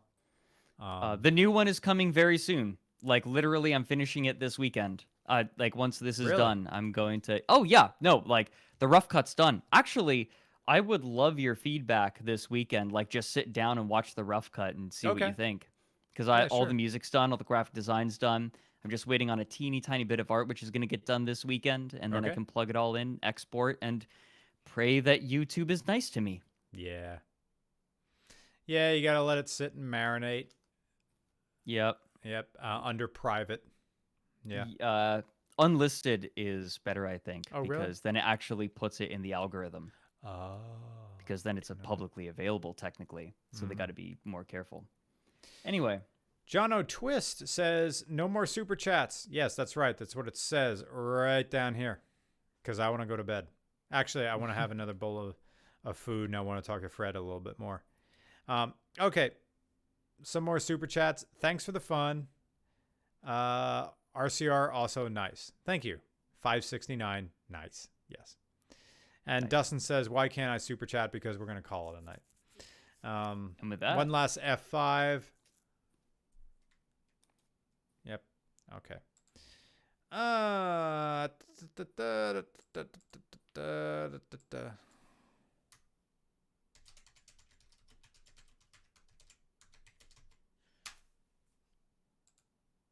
Okay, there we go. Finish with super chats.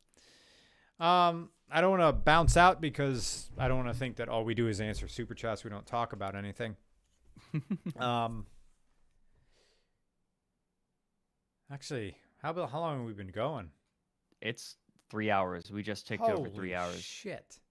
I'm sorry. No, that's not bad. Like, wow, it's like I think we answered just super chats for like 2 hours. But again, that's what I've learned about these live streams. It's like people want to spend time with their creators.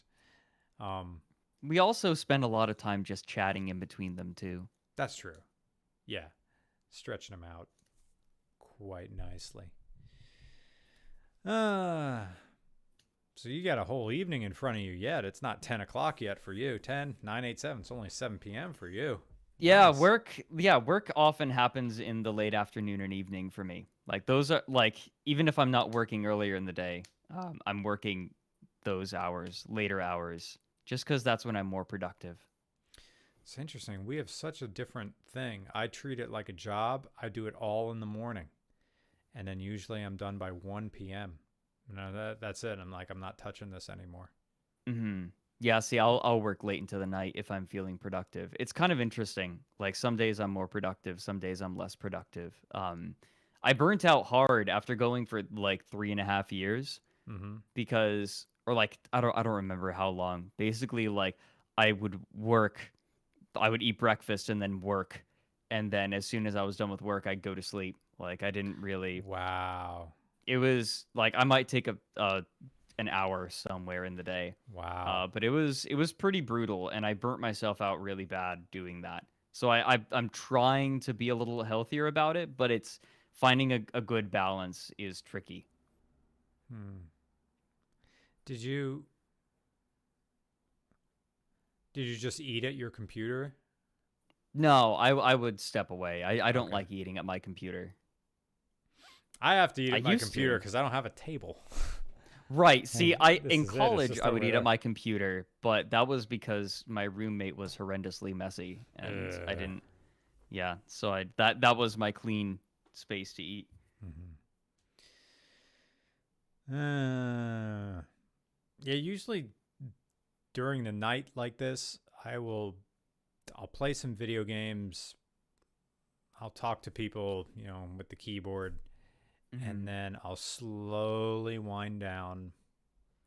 And then I get that horrible second wind at midnight Uh-huh. where I feel like I need to stay up more. So I'll end up looking at my phone in bed for a goddamn hour. And What's been sometimes, helping Oh, well, what's been helping me is Animal Crossing. yeah. I'll take my Switch to bed and I'll play like playing a little bit of Animal Crossing helps me like get back into that relaxed state. Hmm. I got that on the Switch now, and that's been really nice recently. Is that game like made? It's like all you do is grind. Is that? I don't have a Switch, so I don't know. It's not grinding because it's a lot more creative. Think about it like a virtual bonsai What's where that? like you're do you know what a bonsai tree is? Oh, that Um little thing you cut. what? A bonsai tree? I think we're thinking of different things. A Okay. bonsai tree is it's an old Japanese practice where you take a tree, or like a branch, you put it in a pot and then it grows, and you trim it and you attach wires to it to coax it into growing in certain directions, and you keep it nice and trimmed, and watered. And so basically, it's a very slow sort of art Oh. where you're gradually sort of shaping the nature. So it's not perfect, it's not precise, right? But you are guiding it into a particular way, and it requires patience. And in the same way, in Animal Crossing, you sort of build up your island, and with the new Animal Crossing, you can add certain pieces of furniture or large objects to the island and sort of theme it, or you can add little cozy areas to it. Then you have your own house, which you can decorate as well. So it's like little by little every day, you add little things to it to shape it into something closer to what you want. It's a very sort of relaxed but creative thing to do. Hmm. It's nice.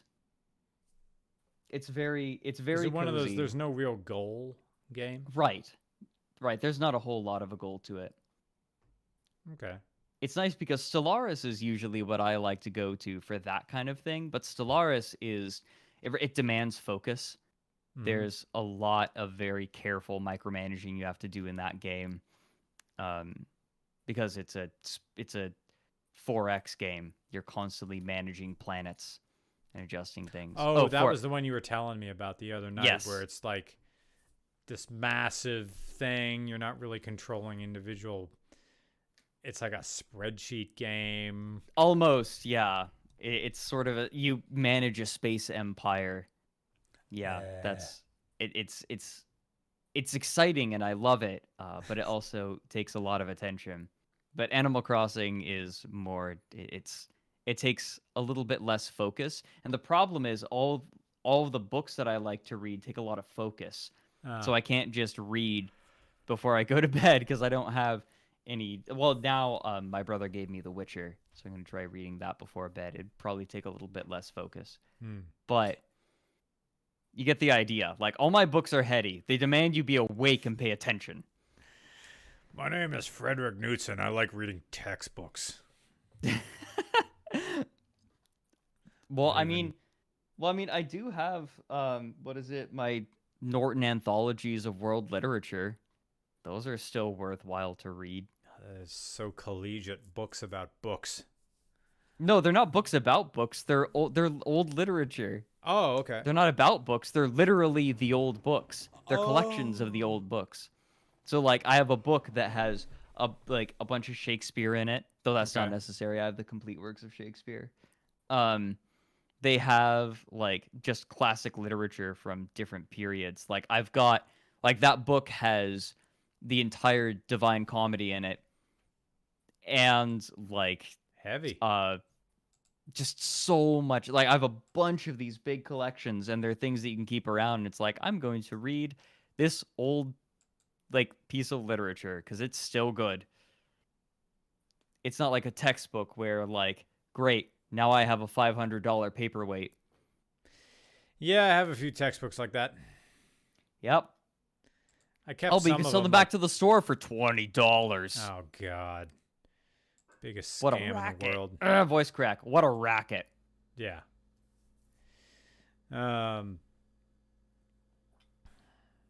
So, I think we're gonna wrap this up. Yes. I'd like to thank everybody who donates to RCR's Patreon. I'd like to thank everybody who donated to Super Chat on this night. You'll be Fred. Pimp your stuff for everybody. Okay. Hi. In case you didn't know who I was, I make Down the Rabbit Hole on YouTube. I have Patreon. If you like my voice, I make monthly audiobooks at the $5 tier. So, also, if you want your name in the credits of the new Down the Rabbit Hole, now's the time to pledge $1 or more, because I'm going to be plugging that in tomorrow. Cool. So thank you to everybody. We're going to call this a night. Thank you so much. For regular car reviews, I'm Brian. I'm Fred.